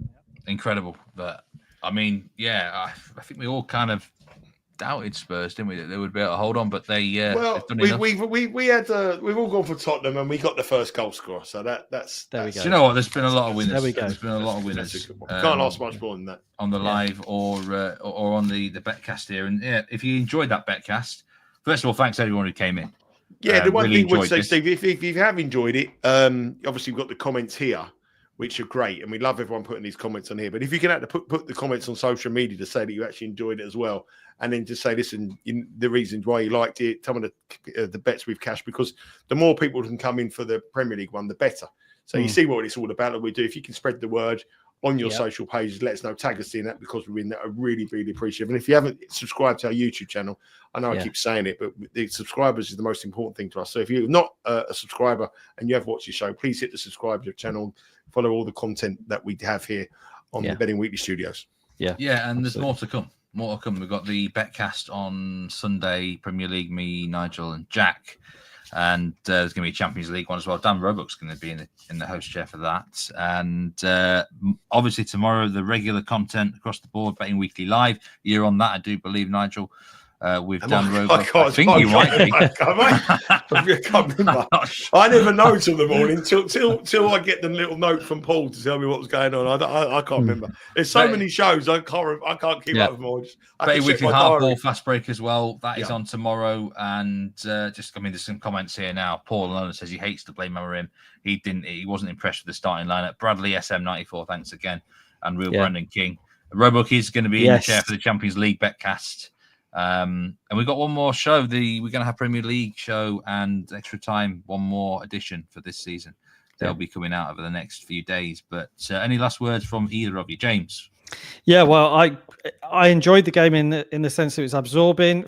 We said earlier on today, Steve, well, I said it'd be fantastic. You said it'll be fascinating. I think you got that right. But I think, listen, for people who don't do in-play betting, you can see how much things changed during the game. I hope we gave you some of the insight into that today, talking about how the prices changed and how we saw the game differently at different stages. But I think, broadly as well, what we said about the game has played out from before the game, which was that it was a 50-50 game and Tottenham have won. So I'm really pleased that we called it correctly in that sense.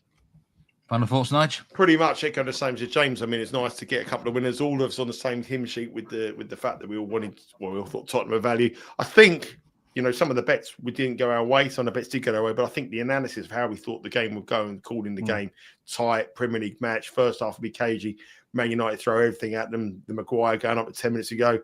We might not cash on those tickets, but you've got some extremely good value. And if we continue to do this stuff, you're going to get some good reads. It's always good to have opinions when you're watching a match for people who are sitting there watching. We might have looked at it from a different angle from yourself. So head across to the Bearers website, download the app, and there's plenty more in play. And we'll be back at the weekend trying to do the same in the Premier League. Yeah, absolutely. Thank you very much, everyone who joined. And remember to hit that like button and subscribe button if you've not already. And we will see you tomorrow on Betting Weekly Live. Nigel should be there, hopefully. Hopefully. Hopefully.